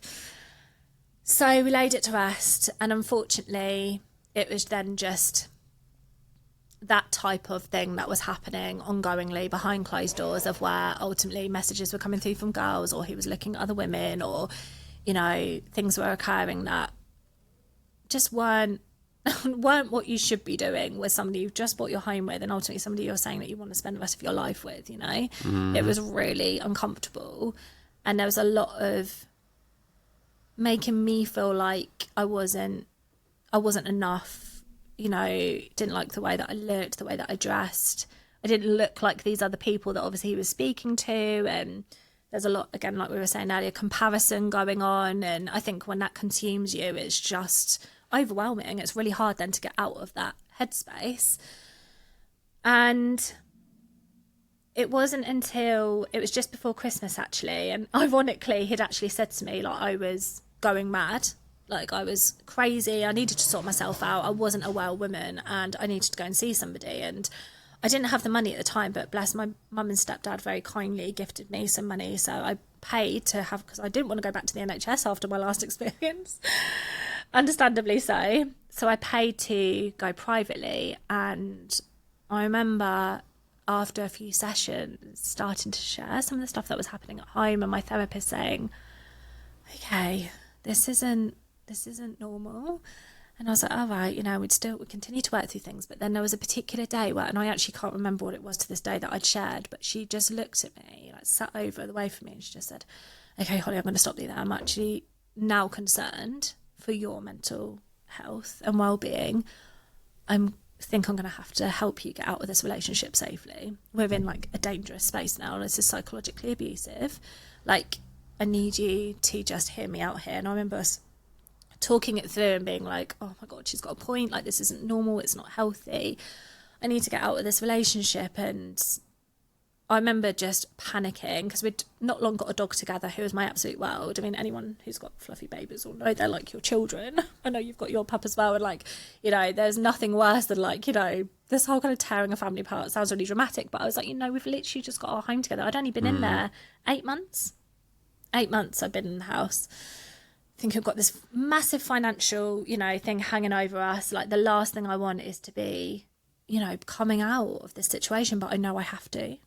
I actually have to do it. And it got to the point where I wasn't quite ready, and then I found that he'd been seeing a girl locally, going over to hers after work, and she'd contacted me directly off Snapchat, which, by the way, I can't use. I've never had Snapchat before, and I was trying to pretend that I was him at one point, and she was like, I know this is Holly, and I was like, yeah, hands up, like, I'm awful at this, I can't do it properly. I was like, what is going on here? I just want to understand the story. And she was kind enough, you know, difficult position for her to be in, to actually come meet me, to talk through what had happened, you know, share. And it's mad, again, because I know other people will probably relate to this, but I had all the evidence I needed, but I felt like I really needed something really tangible to hold on to almost like push in his face to be like, this is the reason why I'm leaving, because none of the other stuff was enough. Like, I don't know whether it wasn't enough for me, or actually whether it wasn't enough for him as well, because he just would constantly spin it around on me. You know, I was the crazy one. Like, there was nothing going on to stop this craziness. And actually, I was right all along, and there was multiple. You know, it was vile. And a lot of them younger as well. And I just thought, God, this is awful. You know, and again, that whole kind of, not just obviously my own lived experience of what was going on for myself, but then that whole trigger, as we were like saying earlier, of shame, because he was also abusing other women, was then coming in, because I almost stupidly felt responsible for, you know, the fact that he was going and doing this stuff, and it was just vile, the whole situation. And it got really ugly. When I left, it had been not even a week, and I was travelling over from my parents to where we had our house to go and see my therapist, because that's where her office was. And I remember driving home and seeing him drive back to our house with another woman in the car. It'd been a week. Bearing in mind, he's still messaging me saying, you know, I still got your engagement ring, I want us to work out, I want us to be together. And got back. Well, I was driving back, saw him. I was actually on the phone to my mum, and I was like, I'm going back to the house, I'm going to confront him. And mum was like, I don't think that's a good idea. You need to be safe. Like, you don't know how he's going to react. I was like, no, I've got to do it. So I actually drove back, followed them back to the house. Obviously, still had my key. Opened the door, and he just stood there, and he was like, what are you doing here? And I was like, it's my home. Like, I've just seen that you're with another woman, and you're saying to me that you still want this relationship to work, but yet here we are. And I recognised the woman straight away, and it's the woman that he'd actually been messaging on the day that we moved in. And obviously this girl was like in complete shock, like, what's going on here? I mean, her narrative was, he bought the house on his own. Why would you buy a family home for yourself if you're a single guy? And obviously work, the amount that he does, something doesn't add up there, surely. But, you know, she'd been fed a narrative as well. And I just remember him standing there, and he was like, you're mental, you're crazy, just you wait, I'm going to absolutely ruin you. He's like, Holly, I'm going to destroy your life. And I was so fearful, but I was like, all right, give it a good shot. And I said to the girl, I was like, it's up to you on whether you want to stay, because obviously he'd driven her there, but I was like, I'm happy to take you out of this situation if you want to, you know, have a get out clause. I'm here, and I'm happy to take you home, because I felt like she needed safety in this situation as well. Yeah, it's a volatile situation for her, and I really didn't want to leave her on her own. What a mature view for you to take in that moment. A lot of people are like, what are you doing? I was like, but also I don't know what she's been told, you know. I don't like, and regardless of the situation, she was still young. Like, you know, I've been there myself, you know, level of naivety and all the rest of it. Like, we're entitled to that. And she did end up deciding to come with me. We spoke, we talked it through, and obviously very quickly realised that this had been going on for quite some time, and it was messy, really messy. You know, she'd been led along to believe that there might have been something happening in the future, and it was awful, you know, for both of us, for the same and different reasons.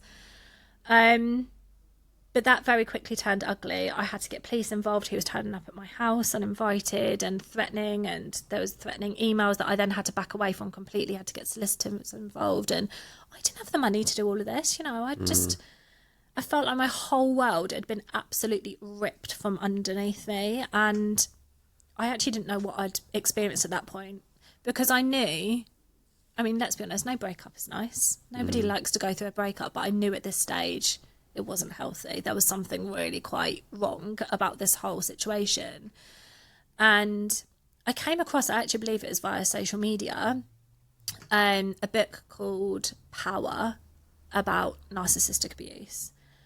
And I've never read a book so quickly in my entire life, because it very quickly became my Bible. Every page that I was reading, I was like, oh my God, this is exactly what I've experienced and what I've gone through, and started to put things into perspective, and also gave me an opportunity to know how to fight back, because that's what I had to do at this stage. You know, I was dealing with a huge mortgage, trying to obviously rescue my own mental health and my own mental well-being. And as you can imagine, from what I've obviously shared previously around what I've been through with my dad, there was a lot of things that were being triggered. Yeah, of course. A lot. And I remember my therapist saying at the time, like, you know, it's very odd, but, and again, I don't know if many will relate to this, but some may find that actually, if you've experienced childhood abuse in one way or another, sometimes you seek out partners or others in life where you can almost find the answer or similar problem solve, similar behaviour. Yeah, to almost kind of fix it. Yeah. And when I remember her saying that, I was like, oh, that's really, you know, absurd. Why would anybody do that? But actually it made complete sense. You know, I didn't have the answers that I needed, and by those behaviours playing out morbidly, it almost like created this very odd safe space for me because I knew what to expect. It felt like home. It did. Yeah. What is that all about? It's crazy, isn't it? It's almost like you say, it's like, for want of a better analogy, that you played a game as a kid that you could never work out and win. So all of a sudden then the game comes back into your life and you're like, oh, I'll have another go at this because I think now I can complete it, and then I'll feel better about when I was a kid and I couldn't complete it. The reality is you're never going to complete it. You can't fix that kind of behaviour. No. And as I say, when you've gone through things like that and traumas, sometimes it can feel... I remember myself being around... I suppose a little bit of a comparison, really. So obviously I came from a broken home. It was quite messy. It was quite traumatic. There was a lot going on. And I always remember growing up as a kid, if I was ever in a situation, say I'd gone to a friend's house and their family were like normal, hashtag normal, you know? Yeah. So they were Brady Bunch, like 2.4, happy mum and dad, you know, and everything was, I would feel really uncomfortable. Yeah. Because I'd be like, I don't get this. Yeah. But if you put me in like another dysfunctional house, say a friend's house, and the parents are fighting, screaming, and it's chaos, I would feel at home. Yeah. I'd be like, yeah, sound, I'm cool with this. Like, I know this. And it wouldn't bother me. Isn't that so sad? Yeah, it is, isn't it? Yeah. It's really sad. And I think that's the thing, like, we don't realise how much, I mean, especially being a new parent myself now as well, how much of a responsibility we have to create that safe space. And hey, we're human, you know, we're not always going to be perfect. But there is, you know, for me, I think even more so, I probably put more pressure on myself because of the environment I've come from. I'm sure you feel the same. Yeah. You know, where you're like, it has to be perfect because I don't want them to experience any of that. I went through that, and I won't go too far into my story because this is about you. But I went through a situation where exactly that. As soon as I had kids, I had my son quite young. I was like, right, that's it now. I will never do to my kids what was essentially I felt was done to me. Yes. Because as again, when you're a kid, the centre of the universe is you. So you feel anything that your parents did was done at you. I was just a piece of the puzzle, but I felt like I was the whole puzzle. And I always swore I'd never do it. And then as fate would happen, essentially because a lot of the unresolved or unaddressed traumas I'd been through, which then led to behaviours in my adult life that I hadn't really fully understood, and I got myself into a relationship where I sought out certain things. That relationship broke down. Yeah. So I ended up getting divorced when my son was 8, exactly the same age as I'd been, and I remember having this horrific guilt that I had done that I'd like just repeated history for my kids, almost in the same way as my own history. Yeah, I remember, and there's still a big part of me now that feels guilty over that. Yeah. Obviously, I've done everything on the back end of that to make sure that certainly post-divorce, my kids have not witnessed what I witnessed when my parents got divorced. But yeah, it's a difficult one because it seemed like, you know, my own life was destined to repeat in many ways. Yeah. Because, again, I looked at real quick snapshot here. So female abandonment, mother's abandonment led me to see control as love. Yeah. So when somebody was in my life that was very controlling, I saw that as love. Yeah. I saw that as being wanted, needed and safe because that person was not going to leave me. Yeah. And then you can see how that played out. Oh, absolutely. You know, and I can say the same. You know, I've been really guilty for that. Stepping into that people pleaser mode. So desperate, you know, for daddy's attention, like present quality time, you know, which is absolutely my love language. Like, you know, not having that used to send me into a frenzy from anybody. You know, if I wasn't able to people please or to rescue, who was I? If I couldn't do that because everybody else came first. you know, and I thought that was a good thing. I remember my therapist like saying like, oh, you're such a people pleaser, you know, there's all these traits and these things going on. And I was like, yeah, but that's a good thing, surely. It makes like, me a nice person. Yeah, exactly. It makes me a lovely person. Like, why is that a bad thing? And it takes a long time to unlearn that behaviour. Yeah. And you lose people along the way, you know. It's not something that, not everybody sticks around when you step into a space. It's a weird thing, Holly, isn't it? Because I don't know, I mean, I'm not particularly spiritual. I'm definitely not religious. But I do believe you give off a certain energy and you attract certain people into your life when you are giving off a certain energy, or maybe leaving doors open to certain people that I think with narcissism, it's almost like they're predatory, that they can pick up on those open doors. So when they come across somebody that is willing to receive what they're trying to give, it's like a homing beacon, like a guided missile. Do you know what I mean? It's like, boom, they're in. And then as you develop and go through life, like I've seen it myself firsthand, when I lived a much more negative life, you attract negativity, you attract negative people, behaviour, and all the rest of it. When you live in chaos, you attract chaos. Yeah, and when you live in peace, and you will no longer accept that. It's almost like then it doesn't come to your door. Yeah. It's like there's something like an invisible force field where the chaos sees you and goes, "Nah, they're not having it. I'll go somewhere else." It's you understand what I'm trying to get across? No, absolutely. And I think even if it tries to creep in again, like I think before I might not have recognised that, because it might not, again, because we were saying safe space and all that kind of, you know, weird, ironic sort of psychology behind it.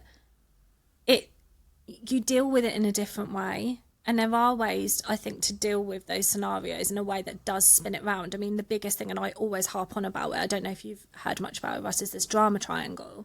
And I always remember... That's a new one. Oh, it's incredible, and I'd absolutely recommend people to look into it, because I remember doing it in a coaching session actually between myself and Mike, because we had an amazing relationship coach that we saw when we were first together, and I always remember going through the activity and I was like, oh my God, this is my entire life. You basically either step into this kind of rescuer state or this kind of perpetrator state or the victim. And we never tend to stay in one. We kind of switch between, you know, one or the other in each of these three spaces. And it's very difficult once you're in that space to step out unless you know how. And it's all about, you know, stepping more into this kind of empowerment space of, you know, what are you going to create from a situation? If you're a victim, don't allow yourself to be a victim. What are you actually going to do to be like, okay, I might feel like this, but what am I going to do to make it different, you know?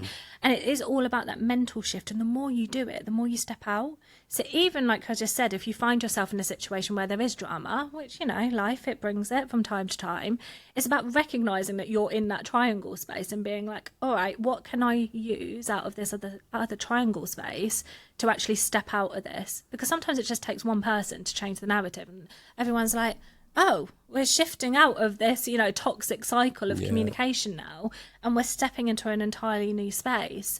And that was a massive game changer for me, a really simple tool, but incredible and really powerful. And I think, like I say, I know many of you will probably go away now and check that out, because it's a really powerful thing to recognise. So yeah, I feel like from that kind of, I guess, that drama scenario, it's taken me a long time, particularly off the back of, you know, recognising what I was in, obviously going through the therapy that I was going in at the time. And again, you know, shout out to my incredible therapist, Vanessa. She's just wonderful. It took me a long time to recognise what that drama triangle was, actually, without even knowing it at the time, particularly around narcissistic abuse. Because until you're out of it, like I said earlier, a lot of the time you don't even know that you're in it. You know that it's not right. There's many times where I just kind of went along with it, like I said, because it's a safe space, but that wasn't normal and it wasn't okay. And I knew that I deserved more, but it was putting me back into a space of where I wasn't feeling enough, you know, and feeding that narrative again. That is definitely not where I wanted to be. So actually to say that, even though, yes, it was grueling to come out of that relationship and it was awful, and no word of a lie, it took me nearly 4 years to get off the mortgage because it was so hellish. Got there eventually. My God, that felt like a day. Celebrations were definitely had. to say that, I came out the other side, and yes, I lost a lot of the process. I lost all of the money that I put in. People were like, you should have fought for that. There was no way in a million years that I wanted to even remotely have, communication any more than I needed to with him. It was awful. And I'd rather have taken not hundreds, but tens of thousands of pounds of hit, Yeah. I genuinely would have. And people still think, even to this day, that's mad. But it just wasn't worth it. Yeah, I understand that. I remember going through my divorce and having this conversation with a good friend and literally saying, mate, I don't want any of it. No. As long as I come out, even, as long as I come out at zero, I can rebuild. Yeah, I was like, the one thing I don't want to come out in minus figures. No. But as long as I come out at zero, forget all that. That's gone and been and done. Absolutely. I've always got the capacity to build more and do more and earn more. That was all I wanted. Yeah. So I've got a weird habit of doing this. I know my wife always she knows, she's like, you just cut things dead. I'm like, that's how I cope with things. Yeah. So I remember when I went through that situation, I sold my old house and that I got to skip the stuff I threw away because I was like, just don't want it. Just do not want it anymore. I embodied fresh start, and that meant everything for me. Yeah. Virtually, I bought a whole new wardrobe of clothes. I just wanted to. There was probably a big part of me that was trying to bury that side of me as well, and I was trying to move on from it. And I was literally like, I can really relate to that. I think as well, particularly with the clothing aspect, I felt, it sounds bizarre, but again, I'm sure many can relate to this, men and women. I felt dirty because of obviously what he'd done. I felt like I did need to completely change myself just to step out and have a fresh new start and a new beginning. Do that, Holly, don't they? I mean, it's the standard, isn't it? You break up, you go to the gym, you change your hair colour, you get a new tattoo, you buy a new car, you do something. No, it's so true. And ultimately, as I said earlier, I decided, yes, I moved home for a little while, but I needed to get out of that environment entirely, and I decided to put in creative in Yorkshire into Indeed on the job search, and I found my job of my dreams. Literally went for an interview, got the job, and moved up there for a year, and I absolutely loved it. It was the best thing I could have possibly done. Probably wouldn't move back home had it not been for the pandemic. Obviously glad I did, because I wouldn't have met my Michael and I had our little girl together. But I think doing that, some people might have said, oh, you're running away from it, but I really genuinely wasn't. I needed the space to heal, and I wasn't able to do that at home. There was too many memories. I was seeing him everywhere as well, even though, yes, Milton Keynes is relatively big, it's, small in theory, you know, and he just seemed to crop up right, left and centre, and I was like, I need a break. I need a moment just for me, just to, again, help me heal and find myself. And it was just everything. It was just me, Lady, my dog at the time, and we just took ourselves off, and I could take her into work with me. It's such a contrast.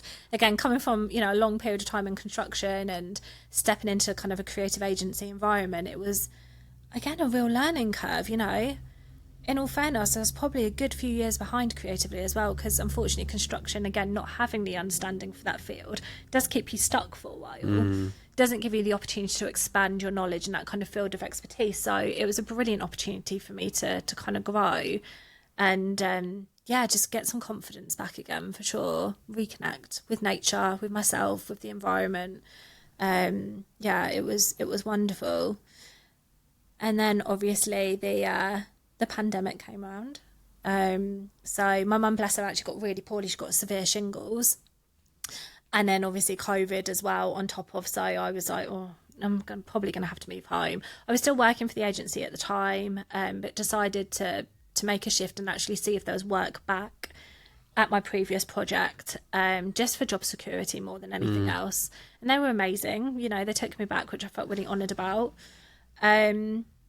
But that was hard, moving back home. I was back in my tiny little box room. A lot of memories were still attached to things. And even though, you've just said, there was a lot of things I sifted and sorted through, I think even just being home felt uncomfortable, just being back again in Milton Keynes, but also back in the family home. And I decided to start looking for my own rental place, and found this gorgeous little 2-bed, it was tiny cottage in Oney, which is a really beautiful little Georgian town near Milton Keynes.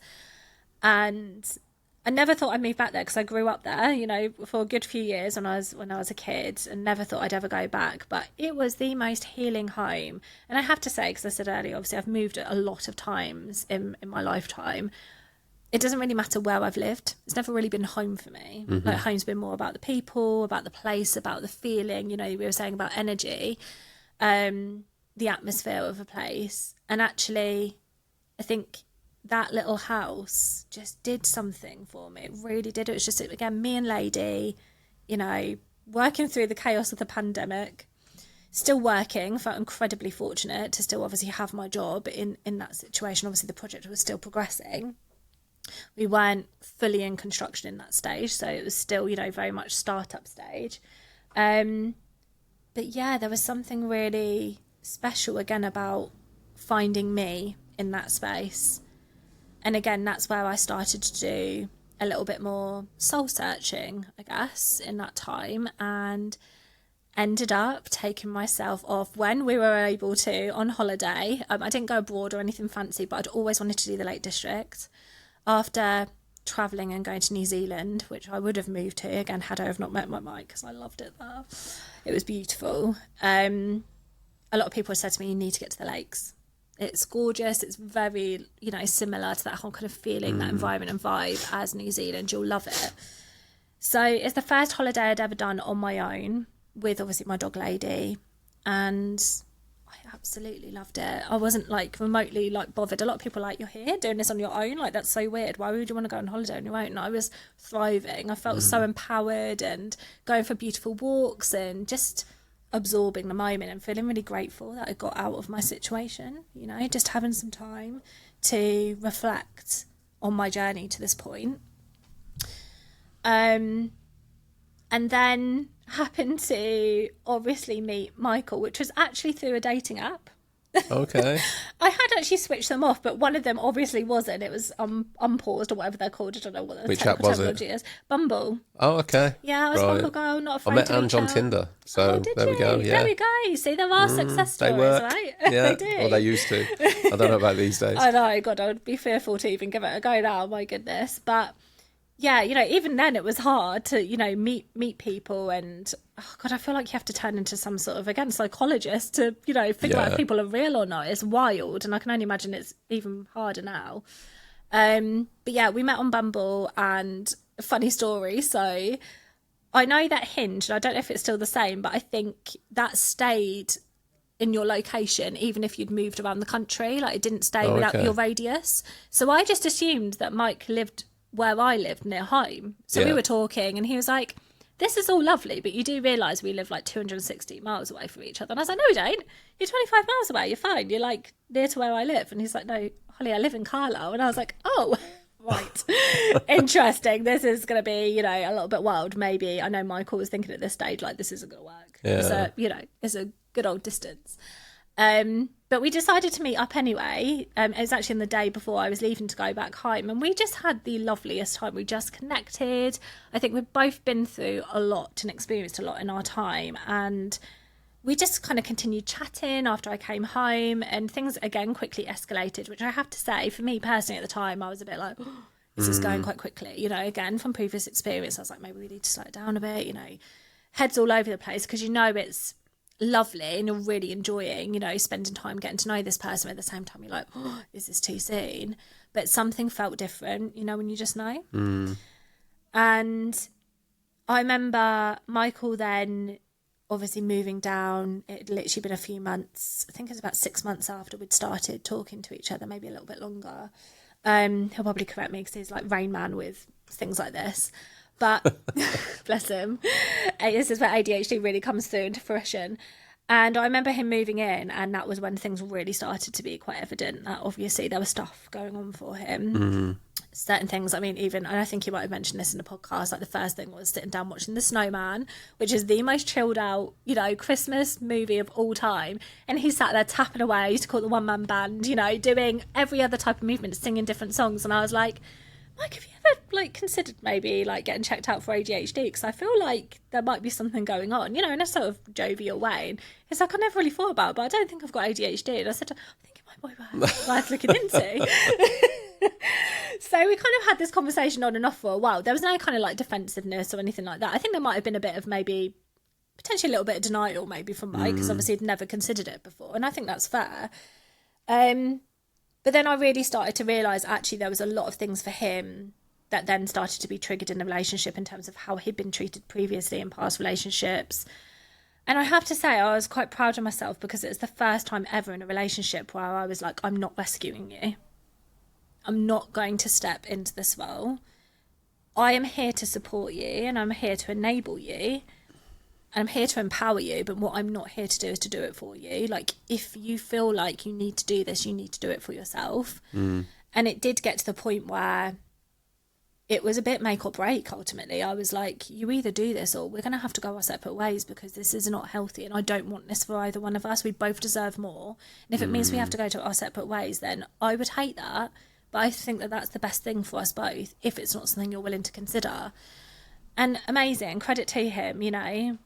I say about like male pride and all that kind of stuff. Mike's always been such an advocate for like being open, being transparent. And I know it was tough initially. And I know he says even now, like, I don't know how much I actually took in from the therapy, but I think he'd be surprised as to what sort of, even if it's subconscious, has kind of sunk in. And then we decided off the back of that to actually see a relationship coach, which we weren't actually that long into our relationship at this point, and that might seem quite, you know, wild for a fresh new relationship. But for me, I knew that if we didn't have this support and this intervention at this stage, we weren't going to survive, even with the therapy that he was doing. We needed to be a team, and we needed to explore what our relationship looked like together in its own right, in its own way. And that's when we came across our incredible relationship coach, Jess, who is just amazing, like New Yorker, just so tenacious and full of personality, and just really knows her stuff. She's incredible.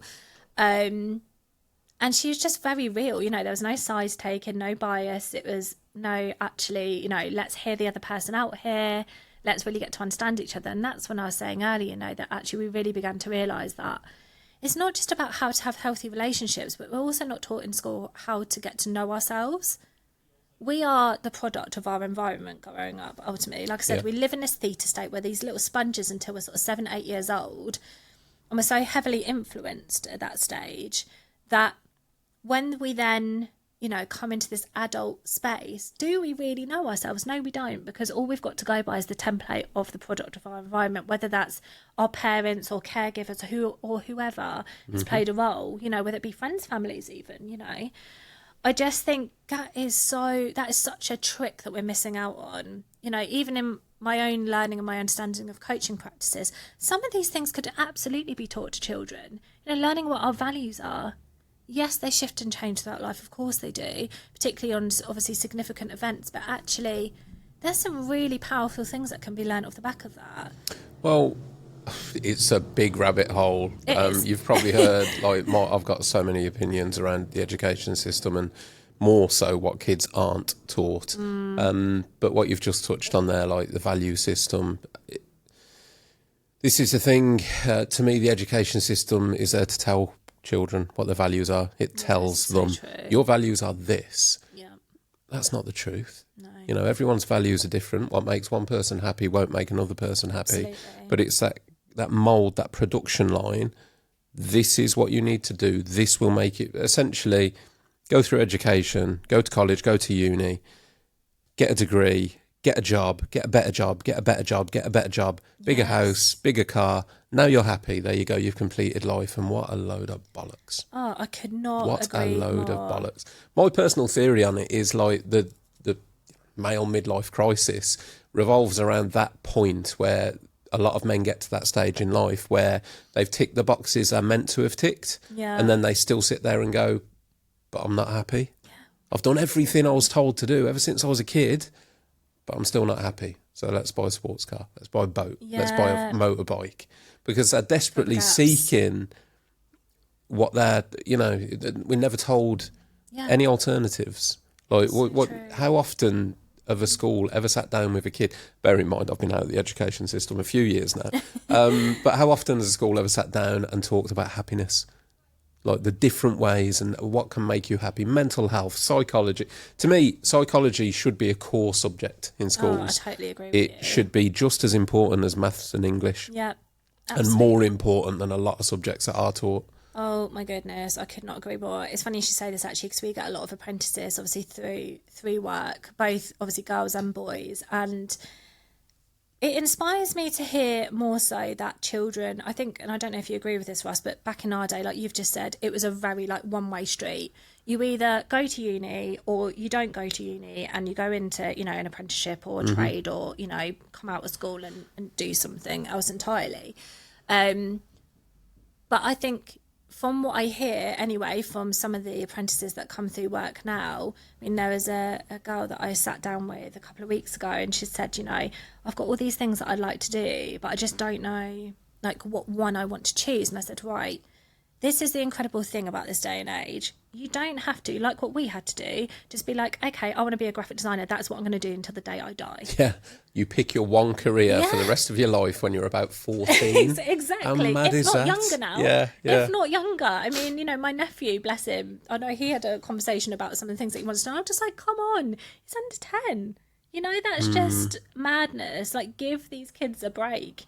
And I just said to her, I was like, right, okay, so, you know, one of them was that she wants to be a school teacher, but she also really likes the idea of being a social media manager. And then I think the other one was doing acting. And I was like, hey, you know, you could end up deciding that, okay, you want to be a school teacher as, you know, your primary career, but then you might decide, as a hobby, I want to do acting, and actually a little side hustle, I'm going to be a social media manager. Like, these are options we should be encouraging children to explore now. It's not just about having that one-way career, or saying, you know, actually it's okay to switch and change in life. That doesn't mean you failed. Because I think a lot of people, again, you know, even for myself, have this perception, although yes, I've applied my design skills in both my freelance work but also my career in construction, I haven't always had the title of a designer. Does that mean I failed? You know, because I haven't, I mean, it's taken me 13 years to get to a point where I have had a title that's representative. But I think now I do feel more encouraged from conversations that I'm having where, and I'm not saying this applies everywhere, obviously, but it feels like there is more opportunity to explore and be explorative and be creative in exploring options. I agree. I think there's more information out there now. I mean, for all the defaults and the problems with social media, I think one of the good things is this huge source of information. So kids now can go literally type into YouTube how to be a, and it will give you, somebody's made a 10-minute video. Yeah, I know. Might not be correct, but how to be a brain surgeon in 10 minutes. But maybe don't trust that one. but there is like this wealth of knowledge now that is easily accessible, and you can get examples and find, you know, there's all these people that you can now reach that, like, in my generation just wouldn't have been accessible, or the knowledge wasn't there. It was a lot more shrouded, which can be a problem as well when you get the wrong knowledge. But used for positive means, I think, hopefully kids know that there are more options. I think there's still a long, long way to go. I really do. I think the education system, again, fundamentally needs an overhaul from ground up, really. Personally, my own belief is that beyond learning the basics, so completely agree with the foundation years of you learning to read, write, and basic numeracy and things like that. High school to me is such a waste of time.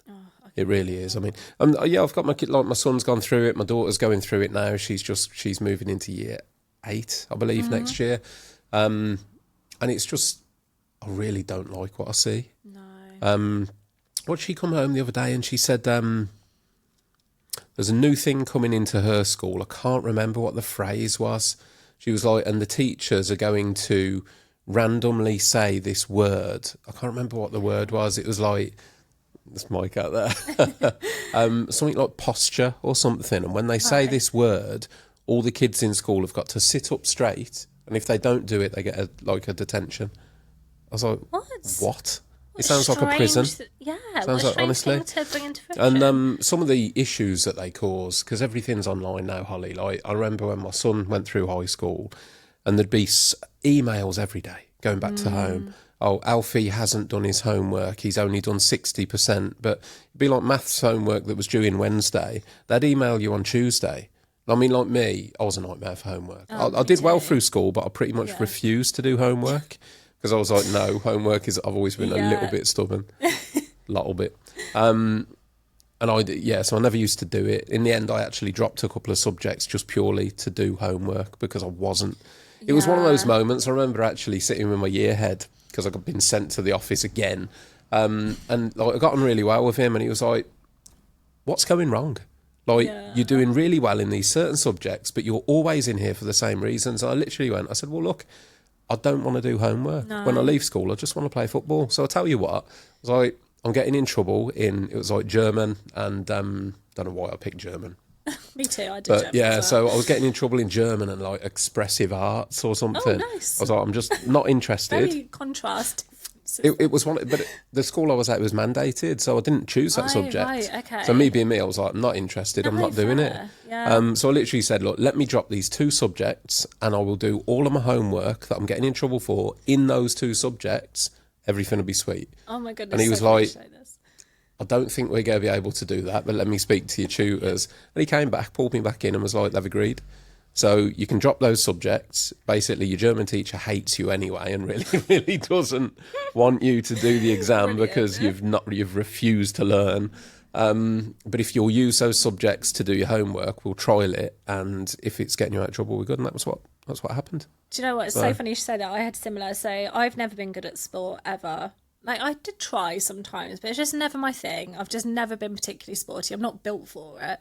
And I hated maths and science. I like the biology aspect, but I hated physics and chemistry, which was basically maths, let's be honest. Yeah. So they were 2 things that I was like, no. And I think, I don't know what the actual, is it dyspraxia? They're like... Yeah, there's dyslexia and dyspraxia, is it? I think, the 2. You know, not that I've had formal diagnosis, but I definitely think something's still present there because I just can't, I'm just not very good with numbers. I never have been. And again, like you know, my maths teacher actually absolutely hated me, as did my science teacher, because I just rebelled and I was like, I don't know what I'm doing. And then she'd just sit me at the back of the class and give me SATs books for GCSEs. And I was like, well, I'm set to fail anyway. You know, there was no support system in place back then. But I always remember, you know, particularly for English and art, again with PE, I said to my teacher, I was like, I'm not doing this class because I don't want to be here anyway. It's mandated. I'm not bothered if I get a qualification. I just want to sit and do the work that I actually know is going to, you know, help me towards where I want to be. And even though they were very angry about it initially, they did come round to it because I was like, look, I'm not good at this. Let's not, you know, pretend that I am. It's funny though. I mean, like I said, we could go down a real rabbit hole with it, Holly, but free will for kids is like, I remember when it got to, because we had like mock exams, I don't know whether it was, a couple of months before the proper GCSEs. And I remember getting to the day of my German mock exam. And the German teacher had basically said, oh, unless you get above this level, we won't want to put you in for the exam because it will basically make their results look good. And I was playing pool at, they'd let us have exam leave to see if we were like trustworthy. Okay. I was playing pool at a local golf club with my mates. And I remember one of the lads turning around and going, right, mate, come on, we got to go. It's the German exam in a bit. And I was just like, nah, just didn't bother. And I just stayed playing pool. So I didn't turn up for the mock in the hope that they'd just be like, right, well, you've failed the mock, so you're not getting put in for the exam. Then they backtracked on that. So I was like, well, you broke the deal before me. Yeah, so, absolutely. But it's, the education system for me, it's not the whole thing. It's the kids are there, it's memory games. They're not actually learning stuff. They're just being taught to resuscitate what, that is exactly what I was just about to say. And my memory has always been awful. And obviously with the eating disorder, unfortunately, off the back of that, I got both anemia and more latterly misdiagnosed B12 deficiency, which affects memory as well. Obviously, didn't know that at the time, but memory was massive to me. Give me coursework and I was brilliant. And obviously something the next day, but give me something a year later to remember what we'd done the year previous. Well, the thing is, Holly, again, to me, like... So if you go to uni and do a degree, you get marked on assignments through the year, and then you get a final assignment. Absolutely. But at no point are you... So when you're at degree level, you're marked through the year and you get a final assignment, which is, you know, it's not a set time period. You work on it when you're at your best. Yeah. When you do your GCSEs, you get however many, 10 years worth of education that you're meant to then culminate in an hour. or an hour and a Madness. half. Doesn't matter whether you're having a good day, bad day, whether you've had sleep, whether you're ill, whether you're healthy, whether you're whatever is going on at home, because who knows? Yeah, exactly. And yet you're judged on that maybe 2 hours at the end of an entire school history. What is that? It is madness. Isn't it? To me, it just does not make sense. And I can really understand, actually, and I know it's definitely a controversial and real hot topic at the moment around homeschooling. And I can actually understand, you know. 1,000,000%. Like, Yeah. even myself, I've been like, oh, you know, maybe this is, you know, depending on how things are by that stage, maybe this is something we need to look into, you know, because I don't want that situation for Lenny. You know, I want her to feel like she's got a full whole picture about what her opportunities can be and what that looks like. And again, like you say, it is a bit of a rabbit hole, but I do think there's things that we can be doing, particularly from a knowing of self perspective, that can absolutely be life-changing for people by the time that they leave school. And it doesn't take that much, particularly again at that age, whilst you're targeting that age range. We know that, you know, children especially are so quick to absorb things. Why not get it in there sooner? You know, support them, set them up for healthier working lives, personal lives and relationships moving forward. I guess on the other side of that, though, Holly, maybe to play devil's advocate, and I'm not a fan of the education system, so I'm not supporting them, but to play devil's advocate, maybe that's actually our job as a parent. Maybe we're there, and that's what we should be doing, is teaching our kids all the bits the school doesn't, you know, the mental health. And like, if we were to take on that responsibility ourselves, and again, it's a big culture change, because I was completely ignorant to mental health until I was 30. So I was never in a position to discuss that with my son when he was little, but I'm certainly a lot more knowledgeable now, and I've made it my personal, I guess, mission to all of the stuff that I'm learning around mental health, thoughts, feelings, and expressing that, is to bring that into my kids' life and talk to them actively about it and teach them myself. So I know the schools aren't going to do it. I know that. So maybe that's actually our job. I do agree with you, but then if I flip it back to you again, and I think this is a bit of a common theme, particularly obviously within my coaching practices as well. Sometimes those closest to you are not always going to hear from, and sometimes you need an objective to step into the space. Because, and I know actually, and I know Mike will be very much on board with this, I used to say the things that Jess, our coach, was saying multiple times, but would he listen to me? No, he wouldn't. You know, it takes sometimes, I think, sometimes that outside perspective. And I'm not saying this is, you know, anybody's responsibilities as such, more so a considered thought, I suppose, around how can we start to create, excuse you. I know, twice. How can we start to create a safe space for us to explore what that looks like? So yes, I think absolutely as parents we have a responsibility, but I do think places like the education system and otherwise, there are other things that can be explored to help have those healthy conversations, you know? I mean, I'm imminently about to run a retreat alongside a company that does yoga and mindful practice for teenagers, particularly teenage girls. Brilliant. And I'm so excited. I've never done anything like this before. But again, obviously, having gone through my own experiences in life, I mean, what a beautiful age to tap into, particularly in this day and age. Yeah, fantastic. To open their minds to other practices, you know, and being more mindful and giving them the opportunity to learn about themselves to help with, you know, particular anxieties or, you know, certain things that might be stressing them out, whether it be school and otherwise. It's things like that I think we really need to be highlighting and shouting out there about now. So Completely agree. Completely agree, Holly. I think they're powerful for sure.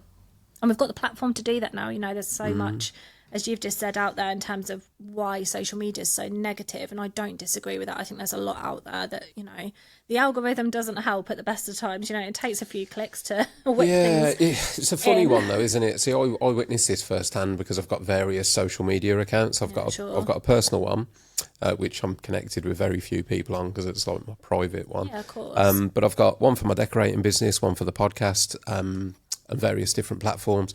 And when you know, like you go on your For You page or your Reel page, whatever, and you see what it gives you, it's in relation to what you've searched for. Yes. So if you love funny cat videos, your feed is going to be full of funny cat videos. And it doesn't take long for that to happen. Exactly. You know, you don't have to click on many for it to then with the odd advert thrown in. Exactly. So when you're seeing a lot of negative stuff, actually, some of it is because you're looking for it. Yeah, I do agree with that, absolutely. And I think even if you haven't actively searched, but say you've clicked on something through and you've kind of done that whole rabbit hole Oh, thing. it can be reads toxic, you, can't it? and it'll It's read so how long you've clever. watched it. Has he skipped it? Has he Yes. watched it again? Has he watched it multiple times? Yeah. So you might have only watched one video, but you've watched it all the way through, and you've let it repeat, and you've watched it again. Yeah. Because hands up, like confession here, on my private like page, I see loads of like horror car crashes, and because I'm just like morbidly fascinated, like it's either like street fights or car crashes, basically, which is now Amazing, making what a me question combination. myself. But like my decorating page, for example, will be like, like luxury houses or interior design stuff or whatever it'll be, because again, that's the kind of content I engage with on that platform. Absolutely. And the podcast, it's all mental health stuff and course. motivational stuff, which, similar And thing. I think that's the thing, isn't it? I know even for myself, and I don't know how many of you may have considered doing this, but probably just after the pandemic, actually, I had a really good culling on my social media. And I mean, I've never been bothered about followers or anything like that. It's been more the people who are on following me is what I care about. They're the ones that that I'm speaking to, and those that do decide to follow, obviously following me for a reason. I'd never have any intention of, paying for buyers or, I think that's just crazy as well, that's even an option nowadays. But it's a crazy world we live in, Holly. Really is. I'm mixed on that. I don't agree with it, but at the same time, I also respect the hustle of of course, if certain people, absolutely. if you can buy followers and then get some kind of deal with a brand out of it, and the brand are daft enough to. I mean, the problem is now. I'll say the problem. The reality is the brands are now cottoning on. When it first happened, I think a lot of people slid under the radar, but brands are a lot more savvy now. They're throwing a lot of money at this. So they've got people in-house that will look. They don't look at your followers now. They look at your engagement. So it's your reach, your engagement, the amount of, interaction you get on posts and things like that. So it is a different world. It's evolving. Everything's evolving so quickly. And it's forever changing, isn't it? And I think, that's always, we were speaking earlier before we sort of started talking, about how important it is for me as a coach to show up authentically. I'm not here, shouting from the rooftops that I'm some sort of oracle, that I've got all of my cards, ducks in a row, and I've got everything sussed. Life still throws challenges.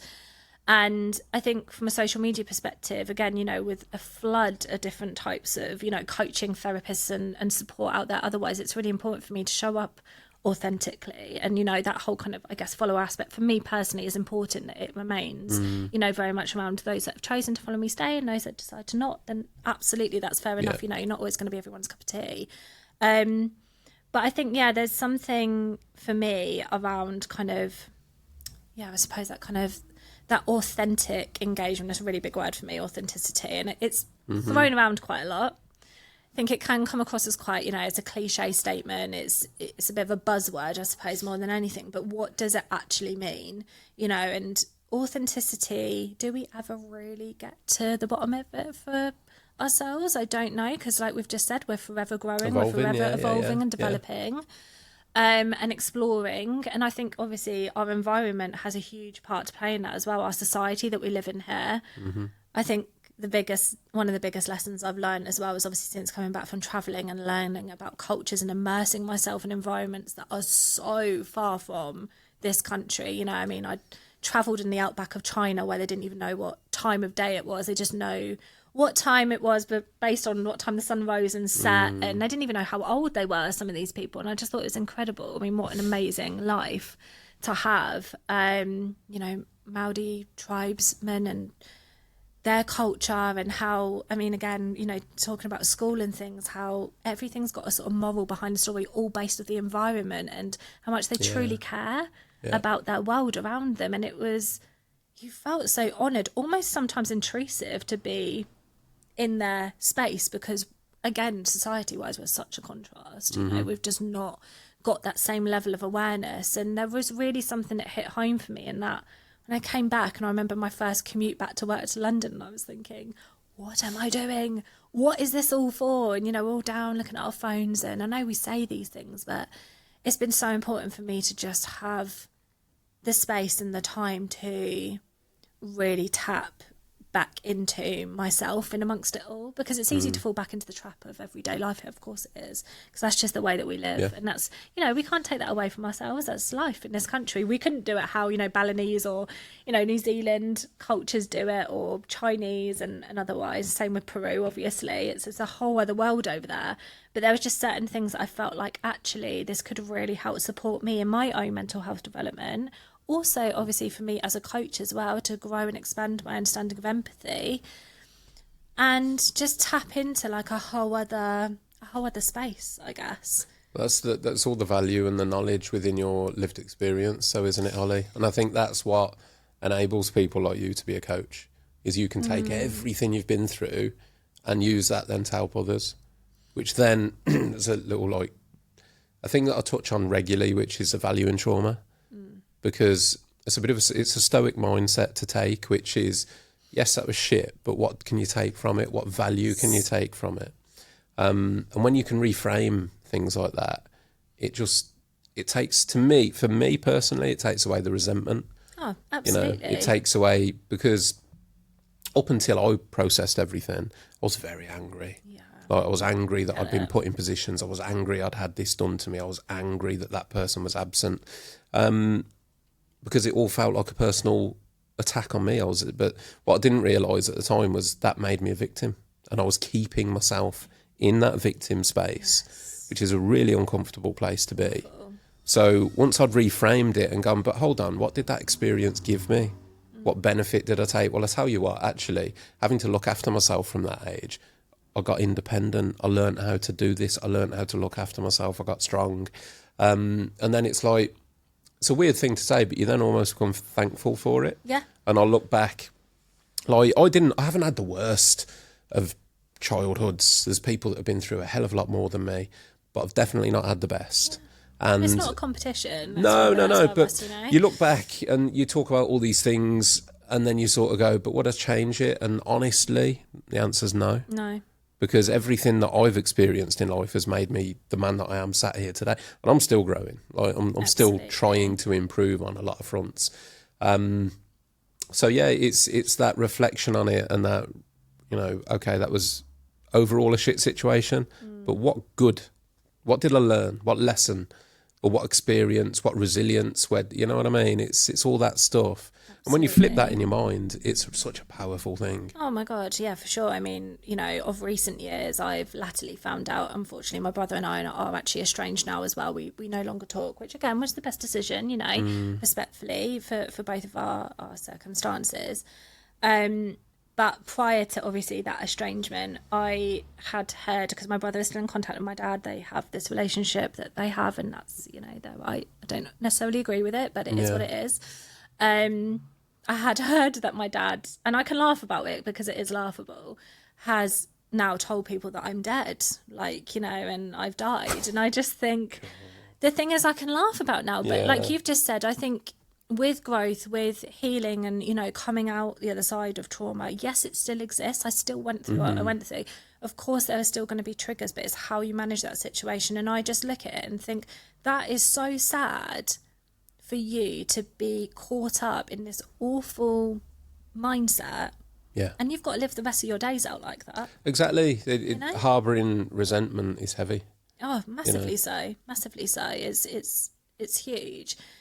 And some people might say, oh my God, Holly, that's awful. You're his daughter. Like, how can you just be okay with that? And it's not that I'm okay about it. It's not okay. It's not okay that he's okay with sharing that. But I think it's more about the factors. Again, it's how I spin the narrative now. Yeah. I'm sad for you that you feel that way. Like, what a shame that you have to live out the rest of your days with that narrative. But hey, you own it. I'm not going to own it for you. It's outside of my control. And we could all say, I wish things had been different. I wish I had the childhood that I had with a loving father in place. But you can't live in that space. It's not right. And I know, again, another cliche thing to say, life is short. It is short, and we're here just for a moment in time.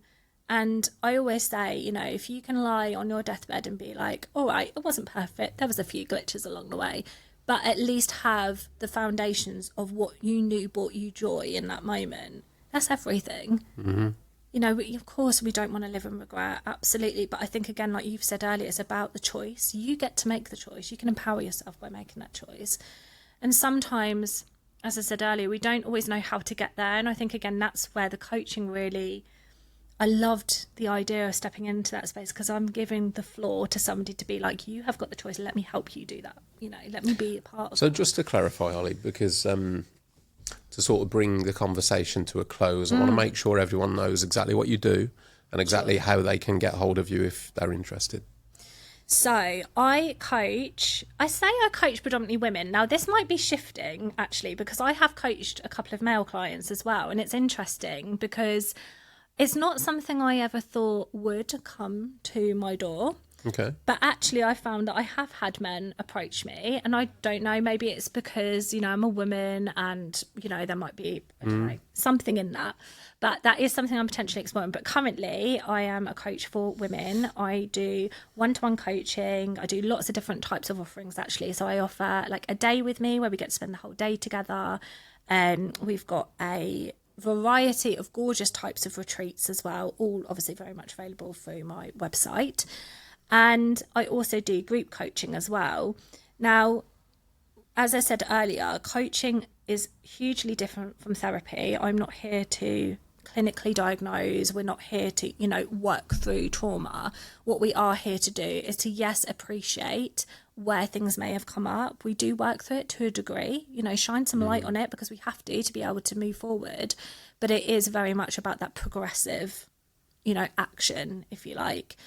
And I have to say as well, when it comes to, because very much part of my package is healing from trauma. So I've got 3 offerings. One which is very much just general mindset transformation. So if you're feeling a bit stuck, if you're, finding yourself that there's lots of blockers coming up in life that you just cannot seem to shift, that's obviously one thing in its entirety. I've also got a maternal wellbeing offering for anybody that's kind of, battling through motherhood, having obviously very recently experienced that myself, and also birth trauma. And I also have a healing from trauma offering, which is very much, again, generic in its sense of trauma, but also focuses an aspect on the narcissistic, lived experience as well. And this is why I'm kind of potentially opening the idea to supporting men too, because obviously it doesn't just happen to women, it does happen to men. And I feel like that kind of audience isn't tapped into enough. And obviously I know this even from Michael's own experience as well. So if it's something of interest, please do feel free to drop me a direct message. Holly, 1,000,000%, I think you should open up the platform to men. And that's just from a male perspective. I think there's just a lot of people out there that would seek out a woman's empathy, perhaps. And there'll be, and not say with therapy, counselling, coaching, it's you got to find your person. So everyone's different, and everyone will connect with somebody different. But I think there's definitely a space where women are needed to be there to stand up and present themselves to help men, because there are a lot of men there that would struggle to maybe connect with another man, or have certain boundaries in place where they might feel that there would be a different level of maybe judgment from a man to man perspective, opposed to the empathy from a woman. This is the kind of theme that I feel running through when I have had male clients, that, is that kind of judgment aspect of kind of being like, oh, I don't want to be judged because it's another guy. Which obviously I'm sure wouldn't be the case. But again, that's absolutely why I'm absolutely sure it wouldn't be the case, but it's a predisposition. Of course it is. To me, I think, particularly from a male perspective, seeking out help is such a huge step. That every obstacle in your mind that prevents you from doing that feels insurmountable. So if we can start taking those obstacles away and going, well, okay, so you don't want to talk to a man, well, here's a lady. Or vice versa, well, you don't want to speak to a lady, there's male therapists. So it's just having the options so that there's somebody for everybody. Absolutely. No, for sure. I think the other thing that I should say as well, coaching can be seen as like this real goal orientated experience and journey. And yes, it is to a degree, but when it comes to a more trauma informed approach, it's actually just being in where you are now, and it being a far gentler process. It's not so much about, the kind of progressive goal setting kind of offering. And that's been a newer addition to the list, which I'm really excited to be able to add to my repertoire, I guess, for want of a better word. So yes, it's very much, like I say, still in its infancy. You know, I only just technically qualified earlier this year, but I am How exciting though, so much room to grow. I know, there really is. So yes, if you don't follow me already, I'd love to hear from you. Go and give Holly a follow. Where can people find you? So you can find me on Instagram, on Facebook, and via my website. My name is rise.withholly on social media, and my website is risewithholly.co.uk. I'll tag Holly's details in the episode description below, as always. Holly, massive thank you for coming in and sharing your story. There's so much value in it from so many angles. So a huge thank you for opening up as well, because I know that's a big thing. Thank you for having me. No, it's been an absolute pleasure. It's been great. Before we move on, a big thank you to the Funky Peach for providing our guest merchandise, of which I will send Holly and Mike can have some stuff as well, to be fair, for bringing you along. So a big thank you to you guys for supporting the podcast. If anyone out there is looking for personalised workwear, individual items, stuff like that, go and check out the Funky Peach. They're absolutely fantastic. And as usual, thank you very much for getting to this day. Oh, the one I always forget: like, share, follow, subscribe the podcast. It all helps. Thank you for staying with us, and I'll catch you soon on the next one.